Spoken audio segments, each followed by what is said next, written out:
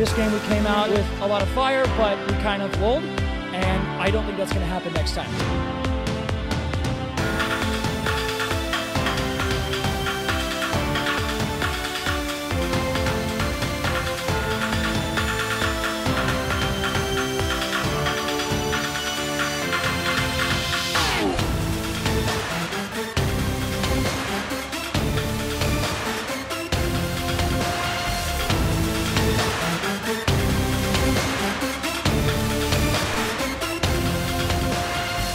There are only 2 weeks left in the AUDL regular season, but out in the West Division, there is still so much left to decide, and we welcome you to our AUDL game of the week. The Seattle Cascades and the San Francisco FlameThrowers separated by just a half game in the jam-packed West Division. Last night, the Cascades taking down first place San Jose, and now these 4 teams separated by just 1 game.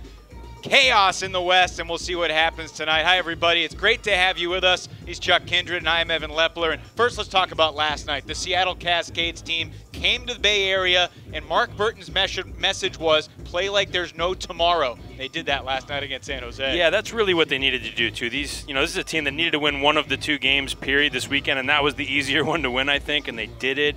Kudos to those guys. And now they get to play a San Francisco team that they have beaten earlier this year. The FlameThrowers, talent-wise, everybody thinks they should rise to the top, and yet they're on the fringe of falling out of the race. What do you think's going on?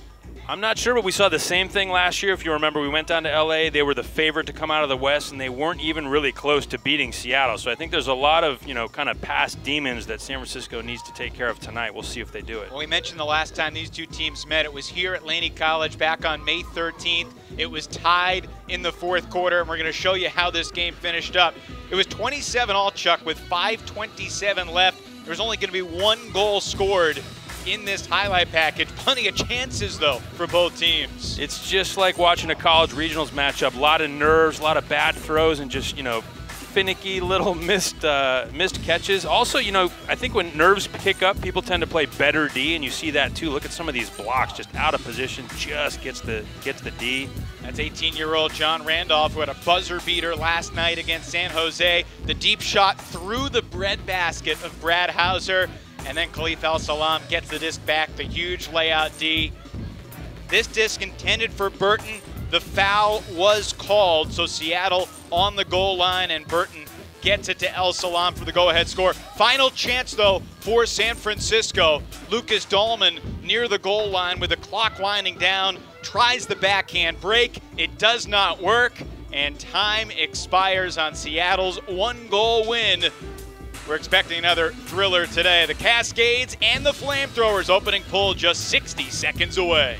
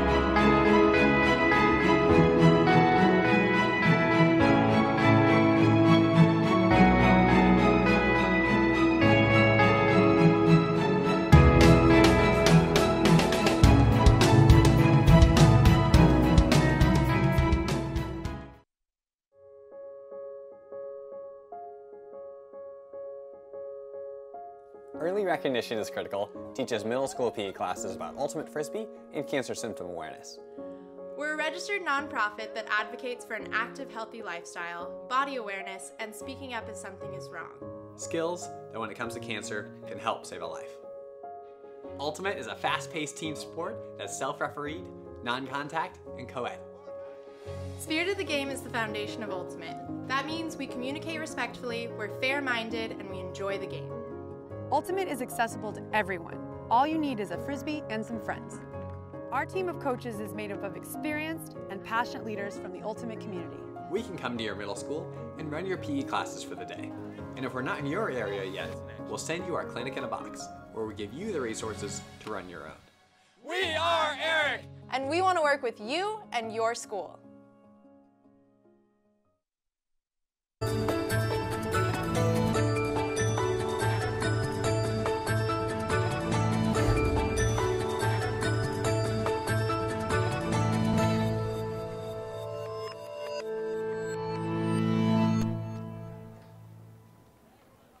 It is a sunny, breezy Saturday night in Oakland, California. The Cascades and the FlameThrowers set for yet another chapter of this great rivalry. And we are ready for Ultimate to begin. The Cascades playing on the second day of a back-to-back. A lot of members of the San Francisco team had a club practice earlier today. So you'd think that San Francisco would be the fresher team, but I think it's fair to say Seattle has played with an air of desperation throughout the weekend that could carry over today. It's true. They're a very proud group of guys. They play really hard. They really believe in their scene, their system. You know, they produce some of the top talent in the whole sport. And, you know, 'tis the season. Really, last year they came down and just ran the table. I didn't see them getting out of the West. And not only did they get out of the West, they made it all the way to the AUDL finals, playing one of the best games I've ever seen. That semifinal against Madison was unreal. San Francisco's starting 7. You see the head coach Yokawa Oka on the left with some final words. Ashlyn Joy makes his second appearance of the year for the FlameThrowers, out there with Cassidy Rasmussen, Jordan Marcy, Mac Taylor, Marcelo Sanchez, Joel Schlockett, and Bo Kittredge. Bo Kittredge heading to Poland tomorrow, on Monday actually, to compete in the World Games next week, but still taking the field for the FlameThrowers today. And this Seattle team, Khalif El-Salam and Jesse Bolton leading this defensive line, along with Tommy Lee, John Doherty, young man named Tien Yen playing his second game as a Cascade yesterday, played very well for the men from the Pacific Northwest. Pretty slick pull there from Jesse Bolton. Sees that the line is stacked to one side, rolls it out the other sideline, and catches San Francisco off guard here. John Randolph, 18 years old, picks up the veteran star Cassidy Rasmussen as Taylor shoots it deep, looking for Schlockett, and he's got the opening score just 17 seconds in. Schlockett has a way of always making his catches look kind of easy. I mean, he's not that big of a guy, and he's going up in the air. That hung up in the wind a little bit, and still it just always looks pretty high percentage when you're throwing to Schlockett. You can see why so many guys unload deep. You can see him set this up. He's already, wide open. Mac underthrows it a little bit, pressure coming, and, there's just no panic in Joel. We showed you the point that took about 4.5 minutes with everything on the line. And it was a high-scoring game, Chuck, the last time these two teams met, 55 points in 48 minutes. Yeah, no doubt. Both these teams are loaded with offensive firepower. And actually here in the stadium tonight, not a ton of wind, relatively protected for the Bay Area. There's a lot of very windy locations in San Francisco and Oakland, and this is one of the best ones I've been to. I walked out of my hotel earlier this afternoon, and the wind was gusting incredibly. And my first thought was this is going to be a really ugly game tonight, but it has calmed down, and here in Oakland, the wind much calmer. Will Chen, center handling for Seattle. Henry Fan opened yesterday's game with a layout grab in the end zone for the Cascades. And there was a whistle before that throw went up. It's off the hands of Burton, but there was a contact call before the throw. So it's coming back to Reed Hendrickson for the Cascades. These two teams will play again next weekend in Seattle. FlameThrowers heading to Seattle and Vancouver for their final 2 regular season games. And they will certainly be meaningful, regardless of today's outcome. And the Cascades turn it over. Intended for Chen, but too far. So Here's Eli Kearns to pick up the disc.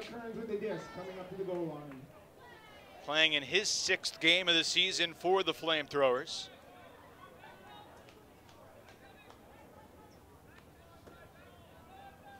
Kearns, one of the many members of the San Francisco team that has won gold representing the United States of America. Kearns winning gold with the USA mixed team at Beach Worlds in France just a few weeks ago. And you look at the 20 active players that the FlameThrowers have today, and basically half of them have represented the United States, but miscommunication there. Spear looking for it all, and the shot intended for either Kearns or Thompson. It was hard to tell, but there was traffic, and that led to the error. It's true. Thompson was coming off the backside, but it seemed clear to me that he was getting ready to plant and come under. Michael makes the throw regardless, and an easy turnover for Seattle. Pick call downfield, so San Francisco forces Seattle into its own end zone. Ali Reza, Mirov Zal, Bobby Wen, Matthew Burkert, and Max Plank are the 4 zebra-shirted officials today as Burton lets it fly. Hendrickson will milk it all the way to about 7 yards from the goal line. Fan drops the hammer, and we are tied after a couple turnovers. Brad Hauser punctuates the point, 1-1.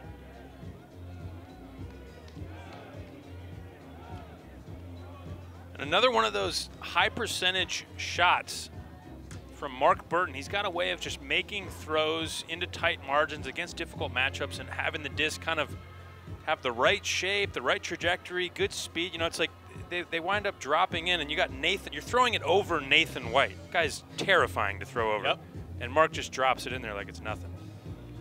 I gained a new appreciation for Burton watching him from field level last night. Just the angles that you talked about with his disc, the angles of his cuts, the way he uses his body to box out a defender. You know, we talk a lot about the IQ of players, and I'm not sure there are many that have a greater ultimate intelligence than Burton on the field. I think you're right. It does seem like he just knows some things that the people he's playing against don't know. So guys will be out there guarding him, and they're running full speed. They're in great shape. You know, they're doing a lot of the right things, triangulating, seeing the disc, knowing when it swings, listening to their sideline help. And it's just like he has information in addition to all of that. He knows things we don't know. And certainly when it comes to making opportunistic throws, he sees opportunities and percentages that I don't think most guys see. Offsides against Seattle, so San Francisco starting from midfield. Rasmussen squeezes it through, Schlockett right back up the line and into the end zone. That's the chemistry of playing together for so many years. Cassidy Rasmussen and Joel Schlockett, a couple former teammates of yours. Yeah, these guys are really, really rough around the disc. There's no time to rest. They're going to break you if you're not paying attention, and if you are paying attention, they're probably going to cut up line as soon as they throw. So it's kind of pick your poison. I thought they defended it well. They shut down the upline cut here from Schlockett. Opens up the break, and then these two really don't need to say more than that. Cassidy's off to the races.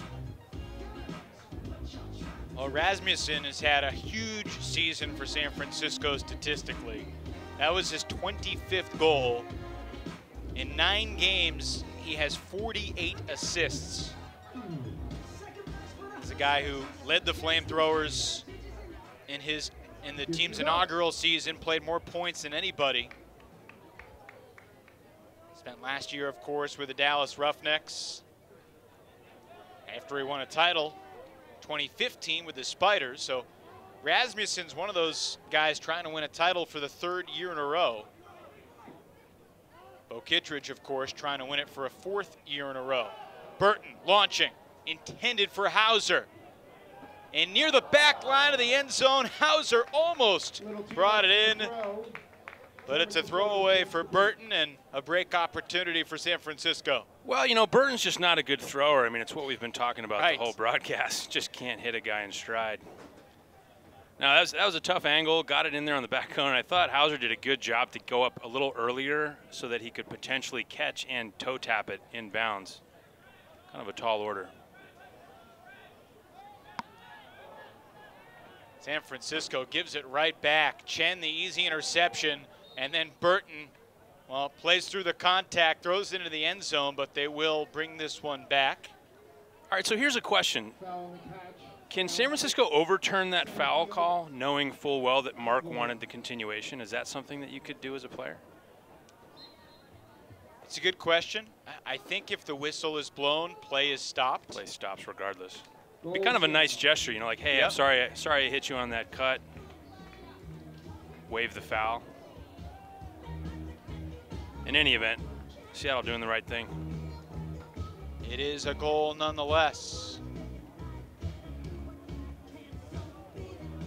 Devin Williams always a little physical. It's actually, you know, one of the things he does well, body position, uses his body to take away certain angles. Sometimes, you know, goes a little over the line, or at least, you know, comes right up to that line of how much is too much contact. He's an interesting guy to watch. Bryson Simon Fox, the goal scorer. His 20th goal of the season, averages about 2 scores per game. It's been a real interesting season for the Seattle team. Obviously, they lost a lot from last year. One of the guys they lost, I think, is going to join us at halftime. Nick Stewart, former Cascade, member of the USA World Games team. He's at the game. He might stop by for a quick chat at the half, so stay tuned for that. But the Seattle team, even with all the players they lost, still entered the season with confidence, and they were a point away. They lost on a buzzer beater to San Jose from being 5-0. Sanchez for Marcy.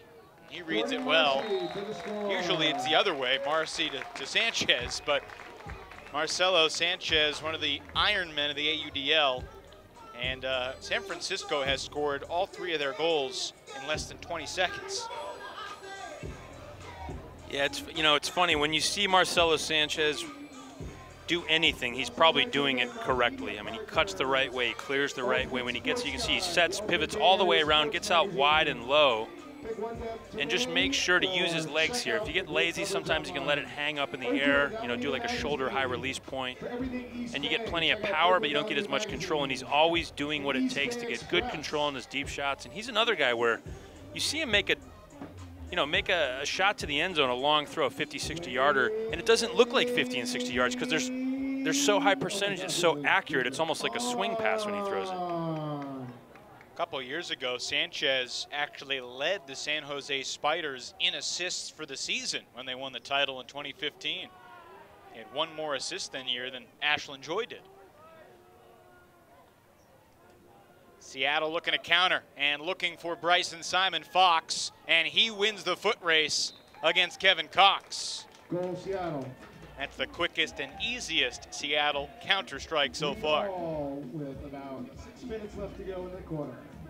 Yeah, if there's one thing this San Francisco team maybe can do better than any other team in the AUDL, it's really make you work hard to score on offense. They've got so much great athleticism. Everybody, even on the O-line, really can play top-level D. So the amount of pressure that they put on you, you know, even an offensive line like the Seattle team, which is, I mean, these guys are stacked. They are a well-oiled machine, have all the throws, and really have played together a lot. But I just think the pressure that San Francisco puts on you through the course of a game is probably going to be the reason they pull away and win in the end. But, you know, don't tell Seattle that. No. Especially don't tell Mark Burton that. No doubt. Mark Burton said last year, quote, "I identify myself as an Ultimate player as the Peter Pan of Ultimate. I just don't want to grow up." He's got 2 assists already. Mark will be 31 this October. This is Kittredge with his first touch underneath. To Taylor, his former college teammate at the University of Colorado. Those are some terrifying college rosters. Yes, they were.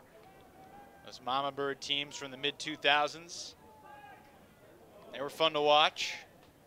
Josh Ackley won the Callahan back in 2004.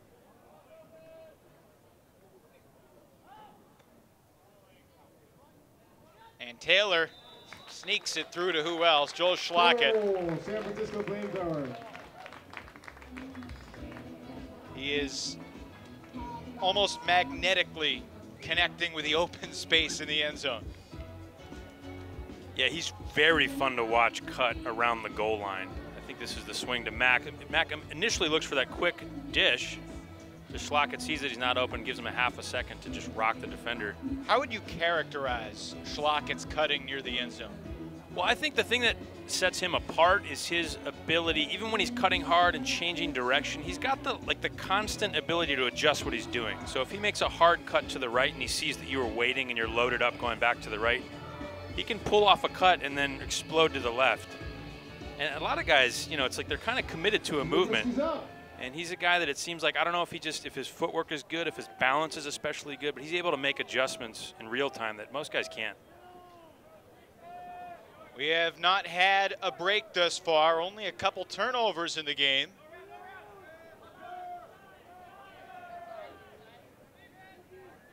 There was a slower pace to yesterday's game.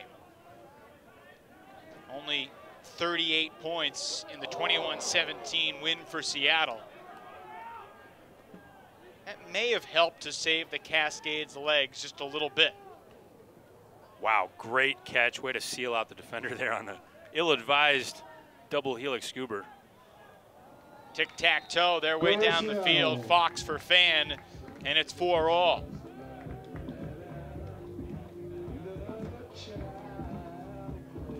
I really love this matchup. I love watching Seattle play the Bay Area teams. There's so much history. There's so much pride. They even have these different styles. Like you see just a lot of creative, fun, you know, small space situations that Seattle's so good at. You know, like who would step around the mark and throw a double helix scuba to an in cut? Seattle would. They do it all day. They catch it. Like all the receivers are ready to catch that. They're just fun to watch. I mean, it's kind of like that Karlinski style, you know. Well, the Seattle Cascades and their team is known for just having fun and playing a ton of mini. I mean, that's basically how they practice. Totally. Practicing in really small spaces. Before the game, they were playing a little wiffle ball across the field.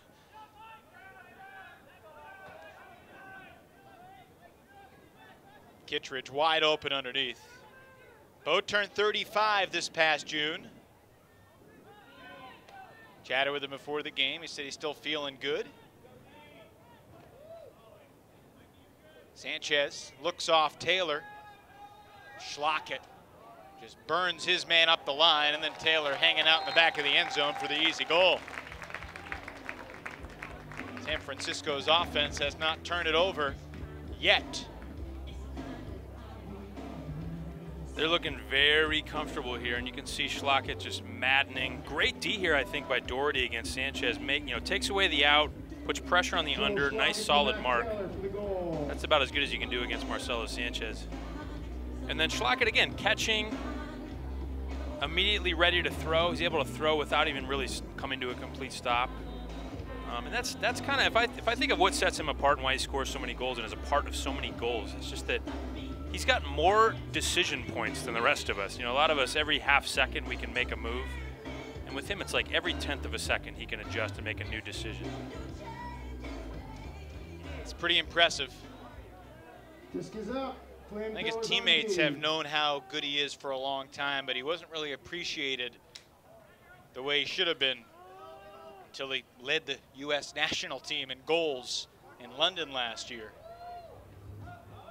That disc ripped deep by Hauser, and it's Hendrickson running away from Kearns, wide open.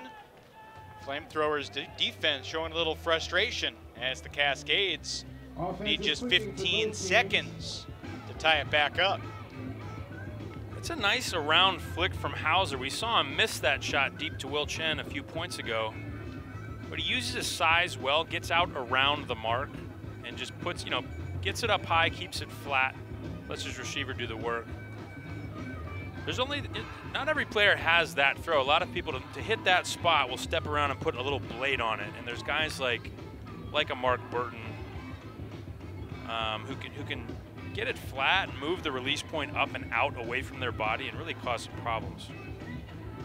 Hendrickson usually on the receiving end of goals. The pull is off. You know, has 14 goals this year, only 1 assist. So if he gets it, he's looking to dump it and then go score the goal. That's right. Good boy. Good boy. Get back out there. Ashland Joy wasn't planning on competing in the AUDL this year, but he had Bo Kittredge Lucas Dahlman barking at him about it. Cassidy Rasmussen, the beneficiary of Ashlyn Joy's marksmanship this time. Now, Joy, widely regarded as one of, if not the best thrower in the world, but currently in medical school, has taken a little bit of a step back from Ultimate after helping to lead the Spiders to titles 2 years ago and 3 years ago. But it was Bo's birthday weekend when he returned, and it really didn't go to plan. He had like 5 turnovers, he said, in the first quarter. San Jose beat them that day, and yet it's certainly a net positive, I think, to have him out there. No doubt. He's got such a swagger and a gravitas that when you're going into a big game, a decision game, you know, end of the season, if the other team looks over and sees that Ashlyn is on the roster, is on the line, I mean, literally your shoulders start to roll down a little bit. You feel a little tired, like, geez, we got to get up over a big mountain tonight. And by the way, when he gets the disc on that little dish pass, you know, little handler movement, opening up power position shot. Here's a deep shot to Mark Burton. Burton uses his body to shield himself from Devin Williams and makes the layout grab. Wow, Devin Williams closed pretty hard there. And Mark Burton doing what he normally does, which is as little as needed to score a goal. So you can see he uses his shoulder, doesn't rely on pure speed and athleticism, just says, I'm going to play position. I'm going to be ready to go shoulder to shoulder on the last couple steps, seals out his defender, and extends all the way out to ensure that Williams can't make a play without fouling. And Hendrickson, who I just mentioned, only had 1 assist on the year and always looks to score the goals with a pretty nice put there. Yeah. Out of character, I suppose. Well, yesterday at Los Altos Hills Foothill College, home of the Spiders, the score was 5-4 at the end of the first quarter. Spiders scored on a buzzer beater to take the 5-4 lead. Certainly a different pace at the outset today. 12 goals in less than 8 minutes. Mac Taylor out in the lane, gets the first shot. Marcelo Sanchez working in the lane against Bolton. Nice D by Bolton, and a point block. Foul was called against Mikey Cavanaugh on the mark. Fun to watch Bolton against Sanchez out in the lane, though. That is a tough matchup. Taylor sending Kittredge in the sandwich, and Bo makes the grab. Just shy of the goal line, he resets for Schlockett. And there was contact going against Kittredge there. Offensive foul. A little too physical with El Salam, so the FlameThrowers will retreat 10 yards. Interesting.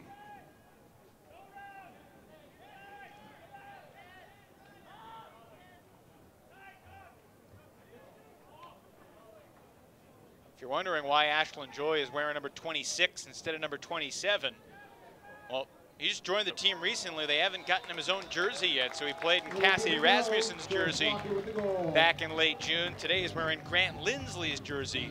Those are 2 pretty good jerseys, Cassidy or Grant. San Francisco in front 7-6. That sequence near the end zone, I'm just watching Ashlyn cut away from the disc and then watching, here's Bo going up big, by the way. Not a great throw. Bo makes him look good. Here's the foul. So it looked like he pushed through Khalif's shoulder a little bit. But just watching these two work, Schlockett right here on the left side of your screen, almost falls over going away and then immediately plants and explodes to the open side for the goal. I mean, it's just, there's no rest for the weary when you're trying to stop those two around the disc. Bill Schlockett already has 3 goals and 2 assists in the first quarter, with 3 minutes to play.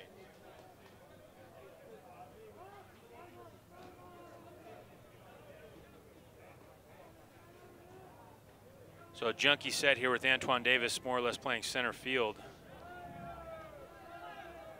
San Francisco calls fire, and now matching up. Davis all the way back to the handler, set to guard Fan. Unmarked for quite a while. That was Alex Duffel. Yeah, you'd love to have Antoine Davis guarding Fan around the disc. Yes, please. Oh, uncharacteristic drop from Burton. His second error of the quarter. So now you've got Antoine Davis deep with Fan on him. Do you just throw it? I guess not. Fan called for the switch and got Hauser to go right after Davis. He went on Spear as Kearns, little dish, Bayless back to Kearns, and the game's first break belongs to Eli Kearns. Point for the score. First break goes to the FlameThrowers. Nice patience from San Francisco.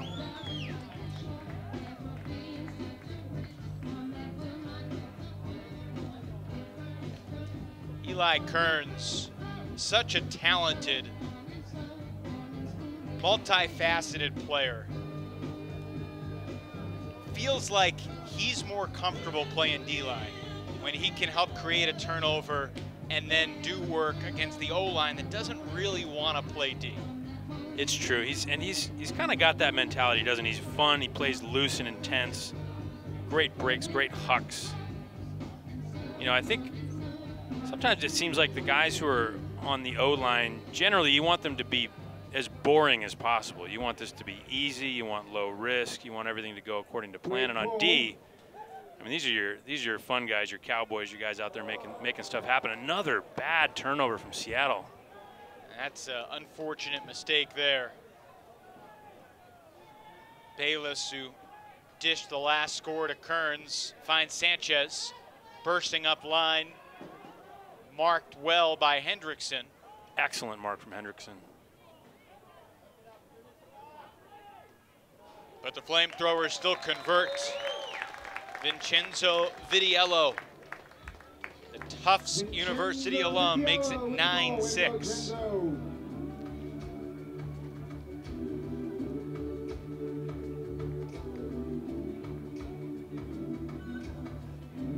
Usually you'd see San Francisco swing the disc in a situation like that, but they were determined to jam it in there. Well, you know, the old San Francisco club team was called Jam. And I think their legacy lives on with terrible decisions like those. Were you ever a rostered member of Jam? No, I wasn't. I neatly avoided that team. Even though they were my heroes growing up. This is a team that, won nationals in 2007? 8. When you think about the history of San Francisco versus Seattle, over the past couple decades, and really over the past 5 years of the AUDL, what stands out most in your mind? Last 5 years? Sure. I mean, I think, you know, in the last couple years at least, just watching Nick Stewart come onto this scene, into this rivalry, and now switch sides is crazy to me. I mean, he annihilated the FlameThrowers last year in the playoffs. There was no doubt why San Francisco lost and Seattle went to Madison for the championship weekend. It's because of Nick Stewart. Nobody had an answer. And then to have him, you know, in the club scene switching teams is mind-blowing to me. Stewart not playing in the AUDL this year because of the national team commitment, but he has moved down to the Bay Area. And that shot to the end zone interfered with. Hauser will collect the disc. We were chatting on the phone earlier this week, and I asked you what you thought about Seattle, and your response basically was they should sign Nick Stewart again for the last couple of games of the season. Yeah, no doubt. I think Seattle with Nick Stewart easily could be heading to Montreal. Goal Seattle. Hauser to El Salam, and finally the string of 3 straight San Francisco goals is snapped. FlameThrowers with a little over 30 seconds left in the quarter. Well, so how about the #1 team in the West right now, Los Angeles? Did anybody see that coming? I mean, they lost a lot of those Santa Barbara guys, Jeff Silverman, Dan Bellinger, and they're on top of the division right now. It's crazy. This division is nuts. LA taking on San Diego tonight, trying to stay atop the division. You're right, though, it is berserk. And, you know, next week, the stage is set. San Jose, who currently is still tied for first place, LA with a win tonight, could rise a half game ahead of the Spiders. Next weekend, on Friday, San Jose is at San Diego, and on Saturday, San Jose is at Los Angeles. And you get the San Francisco team going north left in the quarter. at Seattle and at Vancouver next weekend. Clock down to 10 for the FlameThrowers. Rasmussen to Kittredge. Rasmussen with 2, with 1. He gets it off, and Schlockett inbounds at the buzzer.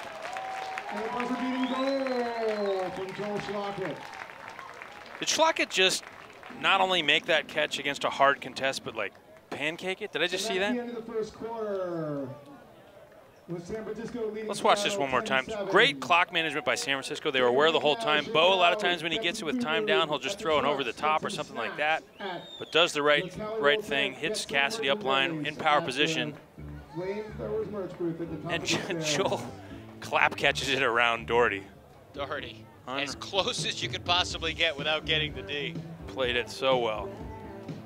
Wow, San Francisco on pace for 40. 1 down, 3 to go, and the FlameThrowers on fire in the first tonight.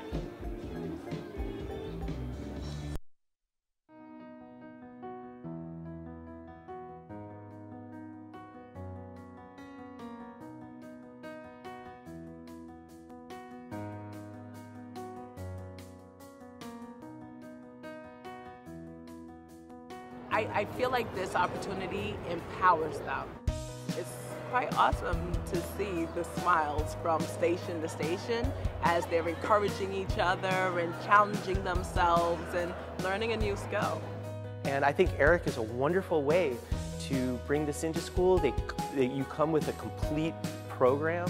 I think developing skills in a non-contact sport and having kids learn how to be incredibly athletic without needing to have bodily contact is, yeah, I think that's a great strategy. It teaches them one of the fundamentals of health and wellness that I think every kid needs to know. So these skills that we teach through Ultimate Frisbee and through organizations like Eric, we can transfer and translate into our daily lives.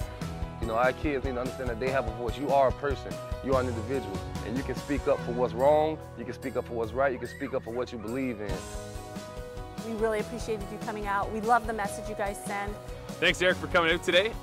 Merci énormément, Eric, de venir ici. Thanks to Eric for coming out to Yon and playing Ultimate Frisbee with us. Thank you for your time and devotion to the kids and to the sport.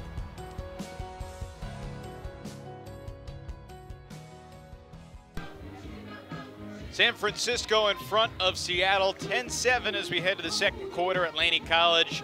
And FlameThrowers star Cassidy Rasmussen in just 9 games this year with 24 goals and 48 assists, and some of his top moments from the earlier game against Seattle. This guy out of UC Santa Cruz has just grown and grown as a player over these past 4 or 5 years. Yeah, he's taken his athleticism and his training to another level. I think mentally he's sharpened up, but he's always had that competitive spirit and great natural ability, and now he's just very explosive. He's rarely injured. You know, he's doing the right things to take care of his body. And you can see when his buddy Ashland gets the disc in power position, he just moves at another speed. He says, oh, it's eating time. Well, Cassidy has been roommates with Bo Kittredge for quite a number of years. How do you think Cassidy has influenced Bo, and how do you think Bo has influenced Cassidy? I think Cassidy has probably helped Bo chill out a little bit and focus on training, and Bo has probably helped Cassidy loosen up a little bit, have more fun in life, take his training to another level. Rasmussen won a gold medal at Beach Worlds with the USA Open team, and I gotta tell you, you know, he's certainly in the conversation for top 5, top 10 players in the world. He might be the best beach player in the world. Sand is supposed to slow people down, and Rasmussen seems just as fast on sand, and it's like magic. It's interesting. I wonder, he definitely runs on his toes, which helps, and having big feet definitely helps. I wonder if he has large feet. Looking over the top, daring shot, but it will work. Bryson Simon Fox goes cross field to Reed Hendrickson.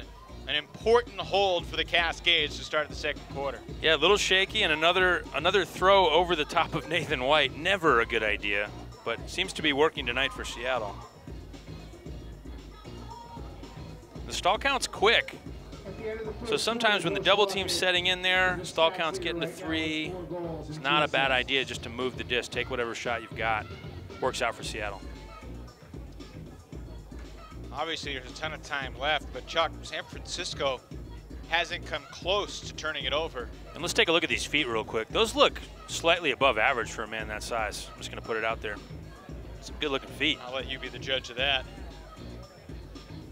Rasmussen leading this team once again in 2017, the franchise he made his AUDL debut with 3 years ago. Joy, former Spider. And he legitimately considered playing for the Spiders again this year. As Rasmussen lofts this one up, this is dangerous. Doherty in pursuit, and that disc is not coming back. I believe that's the first turnover from the San Francisco O-line today. Sounds about right. You know, his feet are really large, so it's hard to some kind get him set. You see he was off balance, dragging around those gigantic beach feet.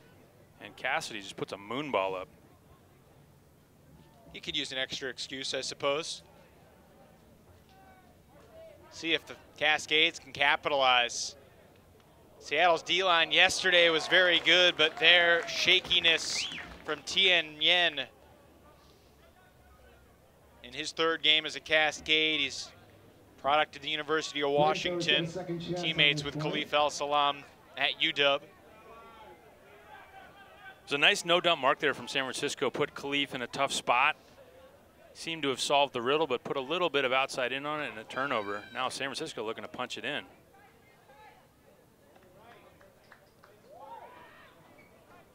Schlockett gets the reset, and then Kittredge to the space. Joy looking for Schlockett again, and through the hands of San Francisco's number 6 that time. And Khalif right on top of Joel, putting a lot of pressure. Even though the window was there, Khalif was so in the mix. Huge shot from Chen, and it will not come in bounds for Jackson. I hope we get to see the El-Salam Schlockett matchup play out a little bit more, because that was, I mean, do you see how fast those guys are moving? Quickness versus quickness. Unbelievable. Because the disc never came back in bounds, Joy connects with Schlockett from about 15 yards out of the end zone. 11-8 San Francisco as Schlockett scores his 4th goal of the game.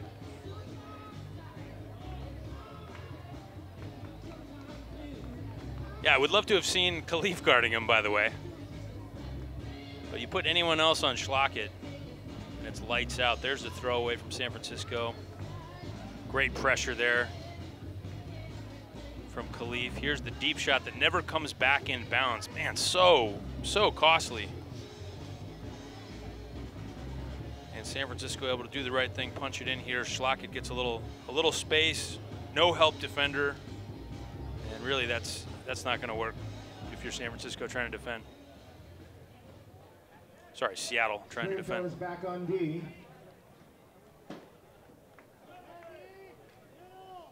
Cascades back on offense.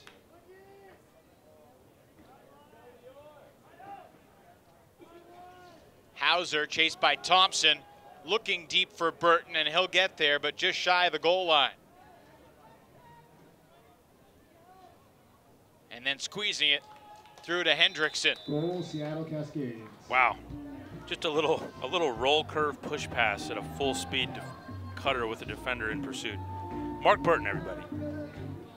Takes things that are difficult, that are ill-advised, and makes them look very easy and high percentage. And it really is fun. You said you got to watch him cut in person last night when you're down in Los Altos Hills watching the San Jose Spiders game. And he's a guy who's, you know, his ability to change direction, carry momentum, see opportunity, and see his defender reacting. He's able to just get some remarkable separation. He's not a guy who's never necessarily going to overwhelm you with his top speed, but good luck guarding him. He knows angles and space really well. It was really impressive to watch him throw so many guys open. Like, he would see a guy not even making a cut, but he would see the space and realize he could get it there. And obviously they've built chemistry as, goodness, Ashlyn Joy turfs that backhand. El-Salam shoots it to Doherty, but you heard a whistle, and Seattle had called a timeout before El Salam had released the throw. Sensing how important this possession is, the Cascades will take time. No, and now they're going to say it's a goal. The referees signal a goal, and El Salam to Doherty will stand for the first Seattle break of the day. I don't know how that works. The whistle blew, right? That's a stoppage, and that was before the throw. So even if it was an accidental whistle, play stops, I believe. I think the refs might be saying the throw came, or the whistle came when the throw was in the air. I don't think so. We could look at it. That's the explanation. That makes sense. Right. I mean, certainly it sounds like there might have been a mistake made by blowing the whistle, but tough break for San Francisco. Great throw. I mean, truth be told, I don't know if it would have made a difference. Seattle doing the right thing. Nice shot to the end zone by Khalif, and Doherty had separation. I think one thing, I mean, you were talking about Mark and what he does really well. You know, he's an actor too, and actors are very good at being in the moment, you know, being in the moment. And I think that's something in the ultimate scene, the elite ultimate scene. We've heard Denardis talk about the mental coaching they use down in Raleigh. Yep. And it's all about, primarily about just being in the moment with your teammates. That's it. Revolver's always been great at that. And I think that's something Mark is great at. And if you're really in the moment and you're not trying to add or remove anything from the moment, you can respond the right way. You can let your training do the work for you, and it makes the game very easy. So he's a guy who separates himself that way. Kittredge was taken off against Bolton. Fans would have loved to see Sanchez launch it, but he went under. No doubt. Now Kittredge on the under. And he'll look to Mac Taylor, and he'll get it there. Doherty was one step shy of the D. Kittredge to Taylor for San Francisco. Yeah, two old buddies from Colorado. Doherty seems to always be right in that layout D range. You know, he has been getting a hand on the disc here and there. But there's been a few where he's been so close. I mean, it just looked like he was just a half a step, or even just the ability to collect his feet and make the bid right there. I think he might be able to have gotten a layout block on Mac Taylor, which is not easy to do.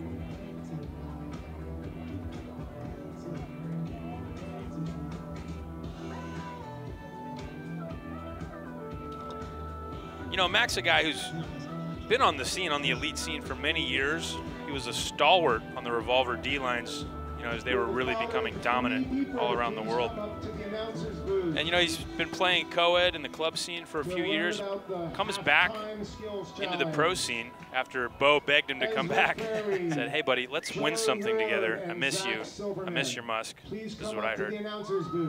And he's back in it, and he really is a guy that some people who are just coming, you know, have been watching the last few years, you might not know Mac Taylor, but, I mean, Mac is at the top of the sport.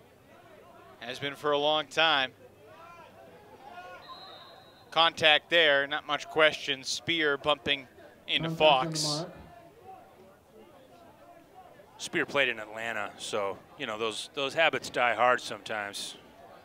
Getting in somebody's shorts on the mark. Mike Spear and Byron Liu, both former members of the Atlanta Hustle.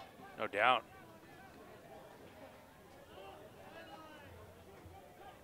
You want to talk about mental fortitude? How about playing in the South in the summer? That's another level. I mean, the weather here, it's a little hot for us, right? We're wearing suits. But it's nothing like going down to Atlanta in July. Or Dallas. Yeah, these guys, my goodness. Will Chin. Fan wraps it around Duffel. His teammates call him Dad or Pops. Alex Duffel still has some athleticism, but he tried to force that one in there. Great defense. Byron Liu, the former member of the Hustle, gets the block. Cox left poached as two defenders went deep with Antoine Davis. Looked like hero ball might be imminent. Squeeze it through to Antoine Davis, who's been very quiet so far. Davis has had a highlight-filled season, and then some. Unbelievable. Seemed to just explode onto the scene all at once. You know, I got a chance to see him practice last year when he was in the co-ed division. And, I mean, it was just a head scratcher. Like, my goodness, why aren't we talking about this guy? But the secret's out. It was only a matter of time for Davis to make his mark. Oh, goodness. Tough mistake there from Vitiello. Looks like he tried to holster it and the disc came out. Well, I think the help defender actually touched that, which is really difficult to do without, oh my. Burton Hendrickson keeps it in bounds. Wow, interesting turn of events here. And nice job swinging across the field, and Fox able to find Hauser in the end zone. And just like that, the Cascades are back within one. If you'd like to participate in the halftime skills Seattle's got a lot of fight. Silverman. No doubt about it. And even if, you know, let's say your coach said, hey, you know, the priority is winning 1 of 2. We won last night. Do your best out there, but don't worry if we get down. It really wouldn't matter because this is Seattle and they're playing against San Francisco. And every time Seattle plays San Francisco, it counts. Like, these guys do not want to lose to each other. The play of the point was the D from Byron Liu, but you see the throwing error from Vitiello. Yeah, I don't know if we could see. Did the defender touch that? Hard to tell. Yeah, I think the help defender might have reached out at the last second and just bothered that throw. But the D by Byron Liu, and then also the mark by Antoine Davis. You know, Duffel had come around, rocked the mark, you know, trying to look for that IO break, and Antoine stayed home. He was playing it really honest, made the IO lane a little tight, and I think that forced the throw to be a little behind in the layout D from Byron Liu. And here's a deep shot to Mac. All by himself, Cam Bailey finally catches up. But San Francisco's in the red zone. Kittredge over the shoulder to Marcy.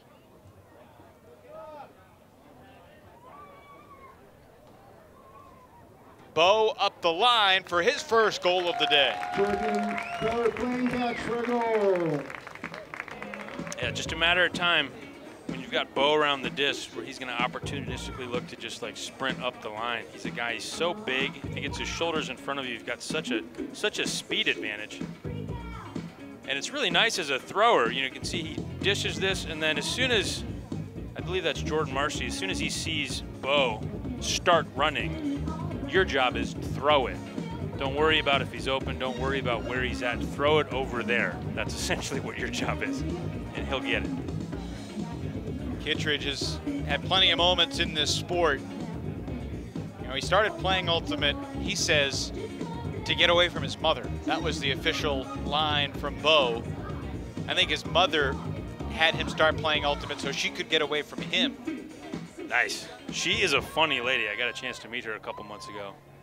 She still calls him Beaufort. Like, straight up calls him Beaufort. That is his official name, of course. Right. I just didn't realize. I didn't realize that that was still in use. But funny lady from Alaska. Yeah, they grew up in Fairbanks. Bo doesn't really love to go back and visit, especially during the winter. He's not a huge fan of the cold. Talking about names. You know what Mac Taylor's real first name is? Michael Jordan, one word? McPherson Taylor. Oh, interesting. I did not know that. It's gone by Mac all these years. McPherson. And great anticipation there. It was Bayless who snuck in, and now Kearns to Lior Gival.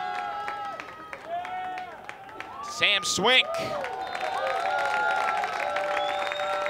San Francisco break. Sam Swink gets free. Great work by San Francisco to punch that in. And Sam Swink, you know, the San Francisco guys tend to be a little bit of a stoic bunch, a lot of engineers, you know, a lot of cerebral, intellectual types. Left in the first and half. I think if you're looking for a guy to grab a beer with on this team, you probably want to go with Sam Swink. Yeah? Funny dude. Very easygoing, good time, kicks the disc once in a while, just keeping track. Yeah, I mean, if you contrast like this sideline, go to a San Francisco game and look at them on the sideline, then look at Raleigh on the sideline, then look at Seattle on the sideline. I mean, this is a very subdued, chill, relaxed, even temperament kind of team it always has been. I guess since Jam dissolve. Jam was very different. Jam was a nonstop party. These guys certainly try to bring intensity, but they also try to bring a focus and a humility to the way they play. Bailey on the under to El Salam. Basically the Seattle D-line out there playing offense. Tough grab from Cam Bailey, and he'll pick up the assist to Tien Yen. Speaking of good hangs, Cam Bailey. He has energy. He's pretty fun, yeah. Yeah, this is interesting. Kind of the defense sort of fell apart. Great job by Seattle to see the seams in this defense here, get it over the top, let Cam make a play in the air. Because really there wasn't a great lane to throw to, but there were just openings. And it's nice when you've got really high-level throwers like Seattle's got. You can change the shape, you can throw it upside down, you can move it to either side. Pretty hard to hold it together as a defense when you got throwers like these. Still a quick pace to this one. 3:20 to go first half. 14-12. San Francisco leads Seattle. FlameThrowers back out there on offense. Schlockett with a quick center to Joy. Kittredge, Sanchez, Rasmussen, and Taylor downfield. And there was contact while Cassidy had the disc, so it'll go back to Rasmussen. Khalif pushing Bo under.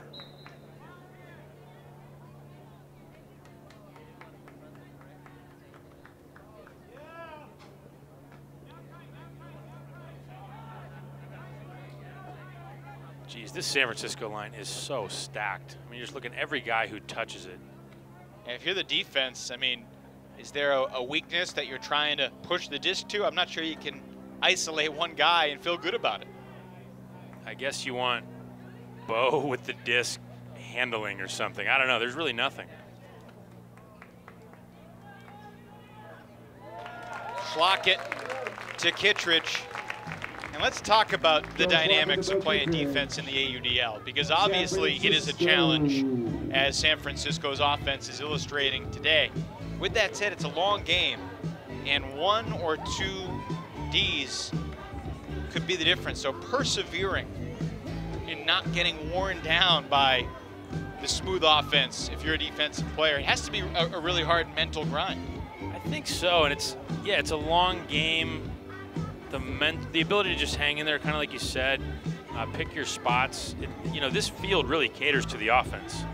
And tonight, there's really not a lot of wind. So, I mean, you're not going to get very many opportunities. It does mean when a disc goes up that you can get to, just go hard. Go as hard as you possibly can. And commit to just whatever your main objectives as a D is, commit to that. So if you're not going to let any IO breaks off, really don't let the IO break. Guard your guy, be ready for an opportunistic D, and just hang in there, kind of like you said. I mean, this is an offensive version of the game, I believe. The only thing you've got going for you is the lower stall count, you know, coming from club to the AUDL. Otherwise, it's all against you on D. Hendrickson looking for Hauser. Williams peeled off, and he will snag the D. Man, Williams closes, doesn't he? He's been real close on a couple Ds with Mark. But you saw there just what his speed is like. When the disc goes up, he hits another level.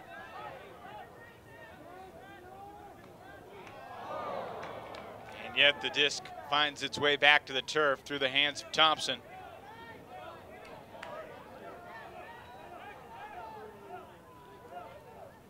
Important next 90 seconds here for the Cascades. If they could get it to 2 at half, be a big difference to being down by 4. And that's an error on the reset that could prove costly. FlameThrowers have plenty of time. Bayless hits Rasmussen. I beg your pardon. That's Gavall. Into traffic. Antoine Davis says, I'll take that.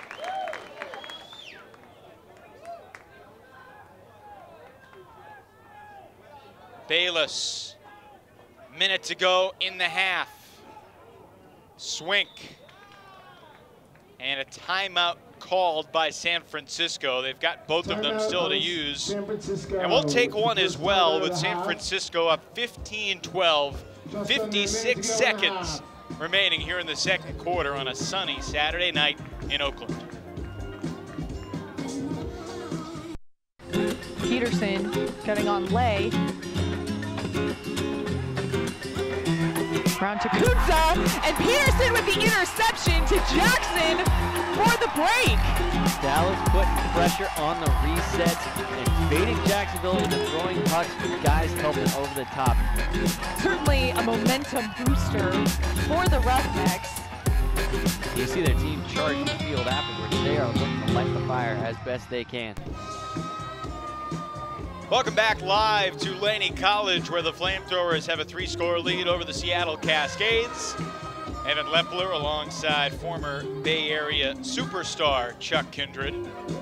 He just relocated back up to the Bay Area after some time in the Midwest. How has the relocation suited you? I mean, it's like a fish back into the water, man. I feel great. I feel cool and refreshed. I'm breathing through the gills, so to speak. That's a metaphor for something. And man, it's been good. I love it out here.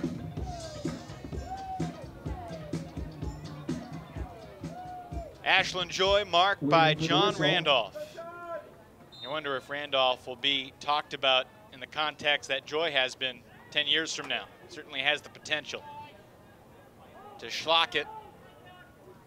We are under 50 seconds, and San Francisco stretches the lead to 4, the largest the lead has been so far today. It's just overwhelming when you see an offense use the full width of the field, especially in the red zone. I mean, it's like watching games on 2 different fields. As a defender, there's nowhere safe. If the disc is moving laterally, you're never safe. It's a D from Williams. And then San Francisco did give the disc back on the Sawyer drop, but the errant reset. And then this grab by Antoine Davis, just accelerating. Yeah, I wonder if he slowed down to collect himself or just for dramatic effect to make it look like it was close. 31.7 left in the half. Well, what San Francisco did there is really what San Jose did not do last night against the Seattle defense around the end zone, and it cost them dearly. Several ill-advised hammers trying to score in one throw rather than doing it the hard way. And in a 4-goal game, it felt closer than that. And it felt like Seattle kept giving San Jose chances to make their move, and the FlameThrower and the Spiders just never could.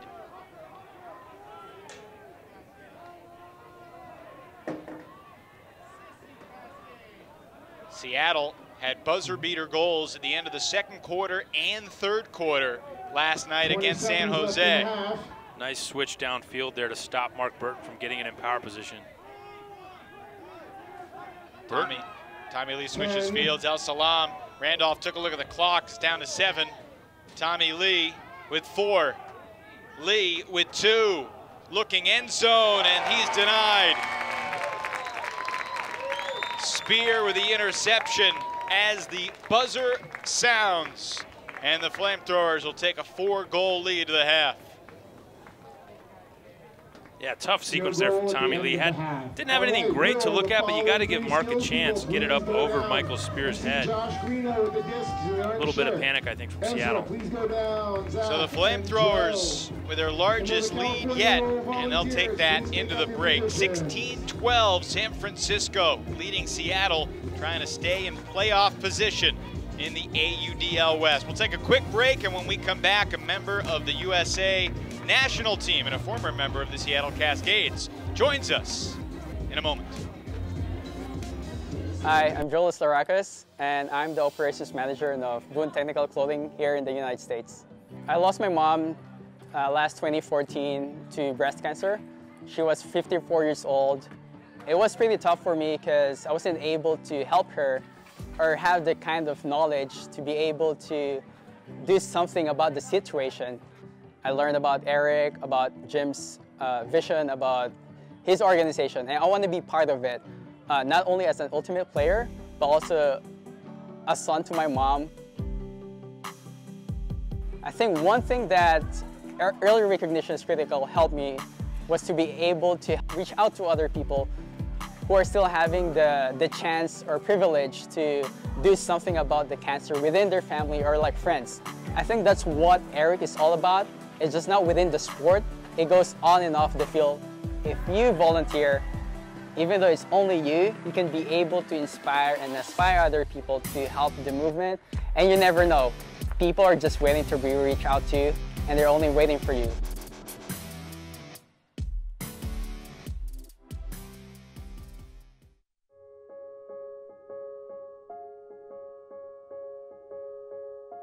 Early recognition is critical. Teaches middle school PE classes about ultimate Frisbee and cancer symptom awareness.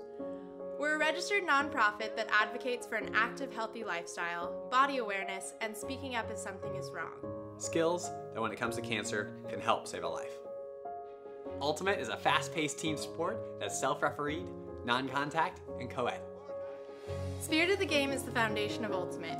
That means we communicate respectfully, we're fair-minded, and we enjoy the game. Ultimate is accessible to everyone. All you need is a Frisbee and some friends. Our team of coaches is made up of experienced and passionate leaders from the Ultimate community. We can come to your middle school and run your PE classes for the day. And if we're not in your area yet, we'll send you our clinic in a box, where we give you the resources to run your own. We are Eric! And we want to work with you and your school. All three is a better prize. At the half, our AUDL game of the week, San Francisco leads Seattle 16-12.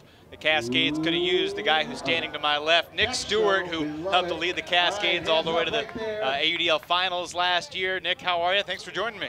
Good, thanks for having me. Yeah, you are here practicing Ultimate, but also getting ready for the World Games, which you head to on Monday. Member of the USA World Games team, 7 men and 7 women heading to Poland. What was it like for you to find out that you were going to be on this team? All right, stepping up. It was pretty incredible. It's a rare opportunity. It only happens every 4 years, and I feel like I had that opportunity at a peak in my career, and I was pretty lucky for that. Well, you really stormed into the AUDL scene late last season, and it didn't feel like there was an adjustment for you. Oftentimes, you see players have to struggle. They get stalled out in their first game because they don't realize the silent stall count. What was it like for you coming into the AUDL last year with the Cascades, giving them that push they needed down the stretch?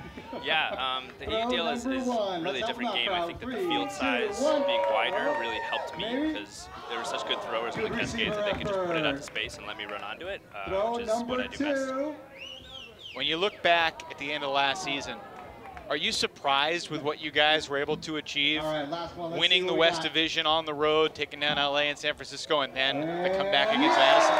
Yeah, I think that the Madison game especially was surprising. Those comebacks are rare, and I think that the timing of the AUDL is different in those comebacks as well. That was something I'd never experienced before, so I didn't really know what to expect going in to that comeback, how much time we'd have, how the end of the quarters would look, and you got things like that Will Chen throw at the end of the third quarter, I think it was. Yep, really just gave us those boosts. It was an exciting game, yeah. Is the Will Chen throw the play that stands out the most from the end of that game? Definitely for me, yeah. For the my whole AUDL career, that's the play that I remember the most. It was just, couldn't have been a more perfect throw. It was just incredible. What was it like being teammates with Will? He's a great guy. He's kind of quiet sometimes, but puts in the work that a lot of people don't put in. So you're heading to Poland. There are 6 countries there, including the United States, Canada, Japan, Great Britain, Colombia, and of course the host nation, Poland. Have you guys done much talking about the teams that you were going to play? I mean, I know you've played Colombia and Canada. How much have you talked about the specific game plans you will employ in the World Games next weekend? Not a ton. Playing Canada, we've obviously talked about them. We played them 3 times at Potlatch. And then watching the Australian team play the Japanese team in their expedition game, that helped us sort of start to formulate a game plan, though we haven't explicitly talked about any of the teams other than Canada just because we played them. And I guess Colombia a little bit as well because we played them down in Colombia at TP. What has it been like being a part of this team in terms of how you've had to change the way, perhaps, that you play, not just playing with females on the field, but also playing with so many superstars on the field?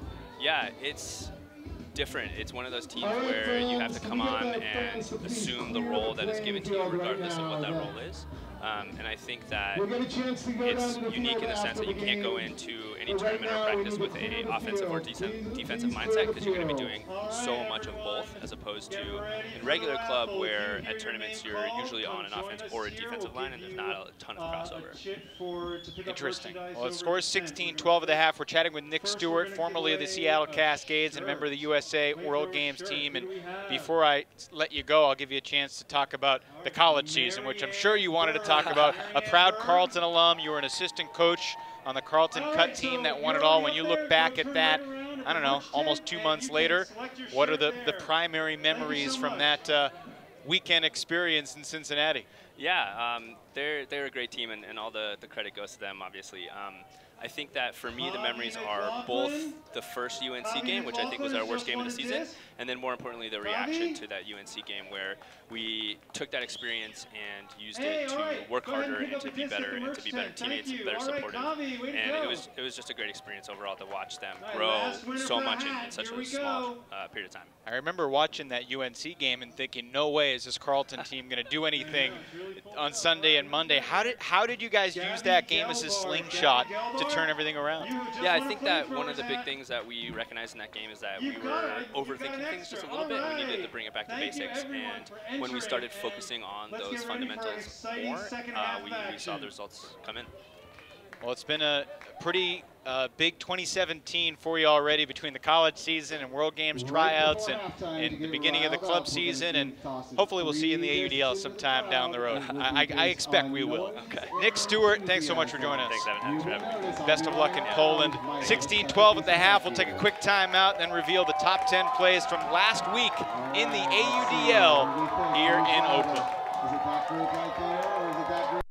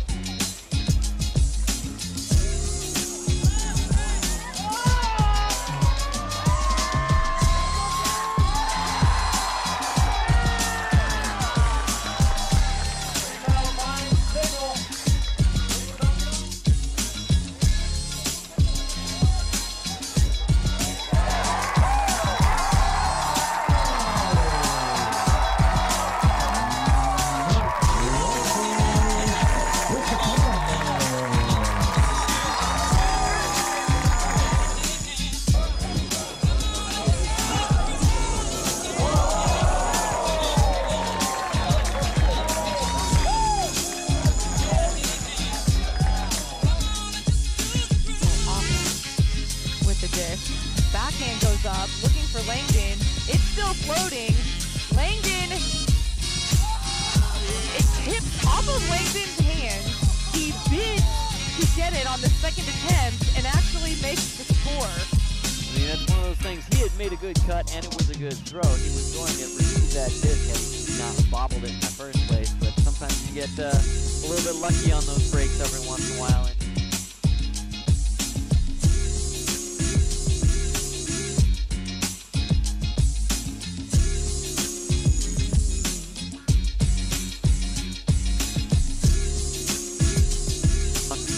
AUDL wants that. They want to be able to set up. Slay with the disc right off of the top. Layout D from Frood. You can see Frood make the bid and then has contact. He makes the bid, he makes contact with the disc, and gets the D solidly before any contact with the player.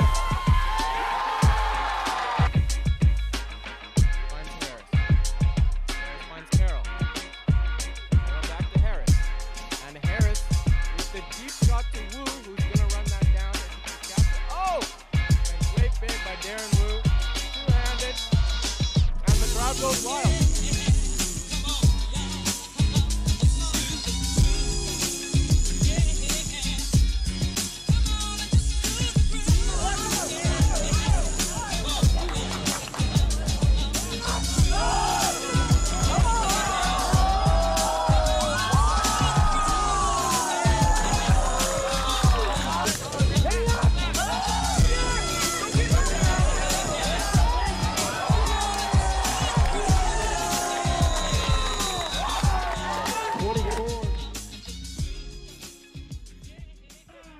Emmons back on the field.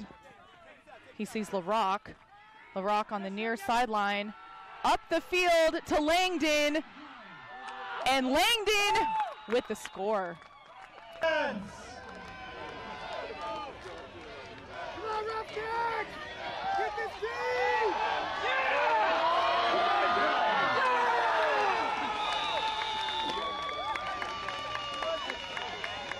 Langdon on the layout grab.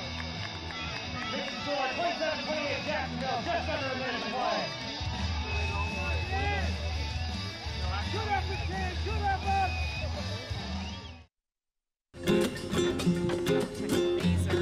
Mazer with the flick cut, looking for Stanley Peterson in the end zone. And Stanley with the layout grab.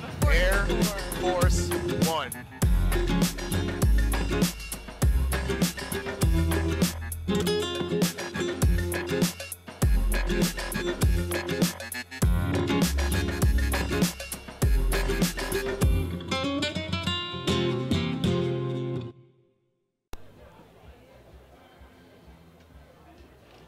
Still plenty of daylight here on this Saturday evening, about 7:15 in the Bay Area of California. A minute away from the start of the second half, with the FlameThrowers ahead 16-12. You look at the standings, the FlameThrowers with a win in this game would be tied with San Jose, and San Francisco has the tiebreaker head-to-head with the Spiders. Aviators just underway in their game against San Diego. Quick look elsewhere in the standings. In the South Division, the Jacksonville Cannons just improved to 10-4. Jordan Huston set an AUDL record with 22 goals tonight against the Nashville NightWatch in a Cannons win. The Dallas Roughnecks leading Austin 20-19 at the end of the third quarter. If Austin can knock them off, then Jacksonville would host the potential playoff game with Dallas. Minnesota and Pittsburgh, they'll play next week. If Pittsburgh wins tonight against Detroit, then next week's game between the Wind Chill and the Thunderbirds will be for second place in the Midwest. And in the East Division, Toronto and DC, one of those two teams more than likely will host in the first East Division title game in August. Second half underway. Chuck Kindred, as Bo Kittredge catches the disc. What are your keys for Seattle to try to interrupt the flow of the San Francisco offense? Well, they're going to have to be opportunistic when they get the disc on a turn, and just high percentage O. They need their O to be quick shots, high percentage shots, stay focused. It's going to get to be a long second half, I think, for Seattle. They're coming off a game last night. They're traveling, and they've got a slightly shortened roster. Schlockett to Rasmussen. And the lead swells to 5 early in the third.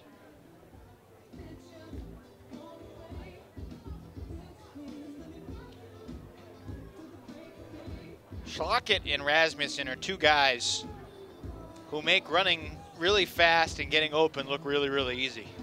Yeah, they do. When a lot of other players are laboring and trying to accelerate, they're coasting and coming to a stop to break your mark. I mean, they're just very supremely trained guys. They've had great coaching for years. I mean, these are two players that came up under elite coaches, both at Santa Cruz and at Berkeley. And they've been playing on revolver since they could walk. You know, I mean, these are well-trained, mentally very strong, physically very imposing guys.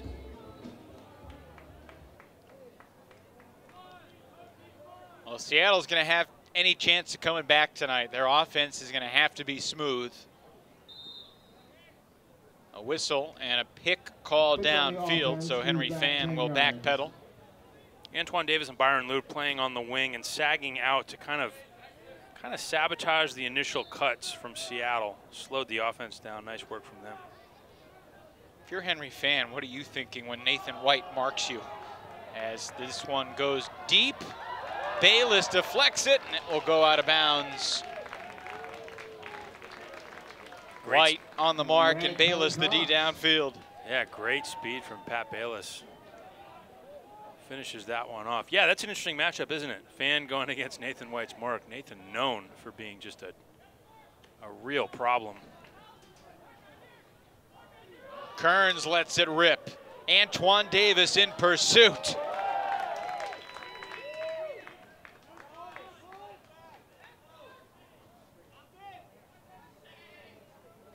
Pretty good transition defense from Seattle, but finally Lou connects with Spear, and the FlameThrowers break to go up by 6. Finishes with a tight O. How about that throw from Kearns? Yeah, you knew with Antoine Davis out in the lane, getting his set up, you know, basically as soon as he plants and starts going deep, you just let it rip. Here's the great D from Pat Bayless. And shot going up deep, you can see Antoine just almost daring the defender to make a bid.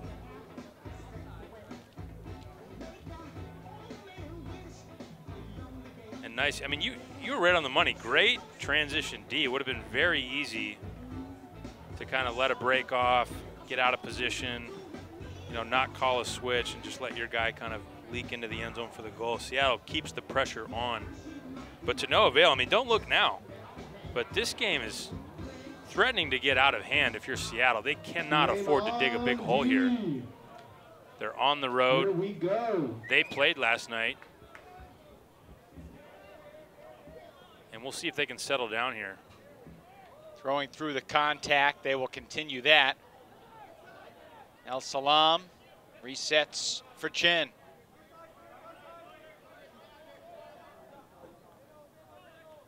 Lee back for Bolton. Jesse Bolton, a product of Carleton College, like our halftime guest, Nick Stewart. Pat Bayless, who had the last D for San Francisco, a Carleton alum as well.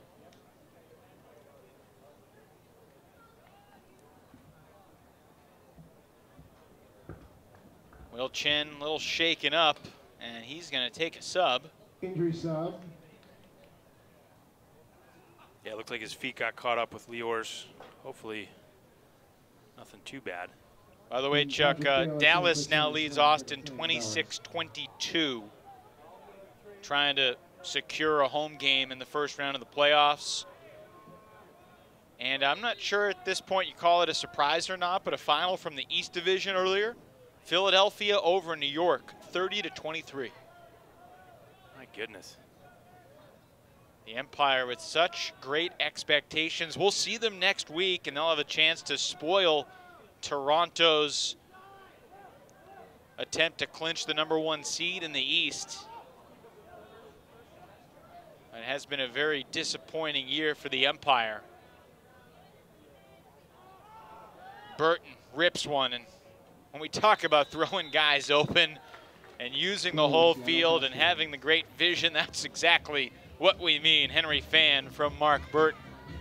Yeah, it's hard to get a feel for it until you've played with him, played against him, watched it very closely. I mean, there was nothing there, okay?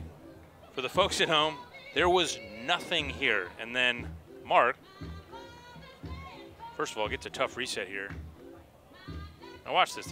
There's not even really a cut. There's a little bit of space.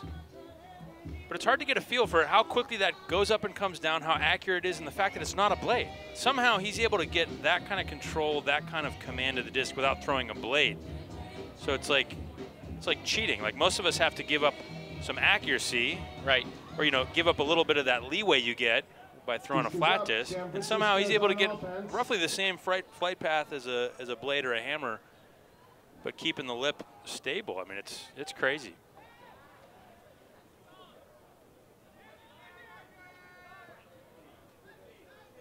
Rasmussen hassled by Randolph. Back to Marcy. And Joel Schlockett lands awkwardly. FlameThrowers athletic trainer Malika Anderson out onto the field. Take a look.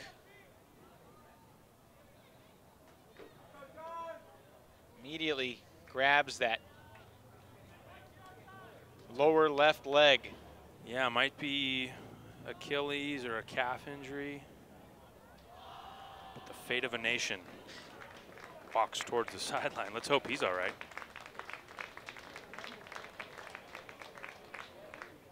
Lucas Dahlman tweaked, I believe, his hamstring in the Toronto game. And sitting this one out today, trying to get better for the postseason. If the FlameThrowers don't win today and win at least once next week, they won't have a postseason to talk about. Jordan Marcy up the line there, and the win today is looking better and better. San Francisco on a 3-1 run to start the second half.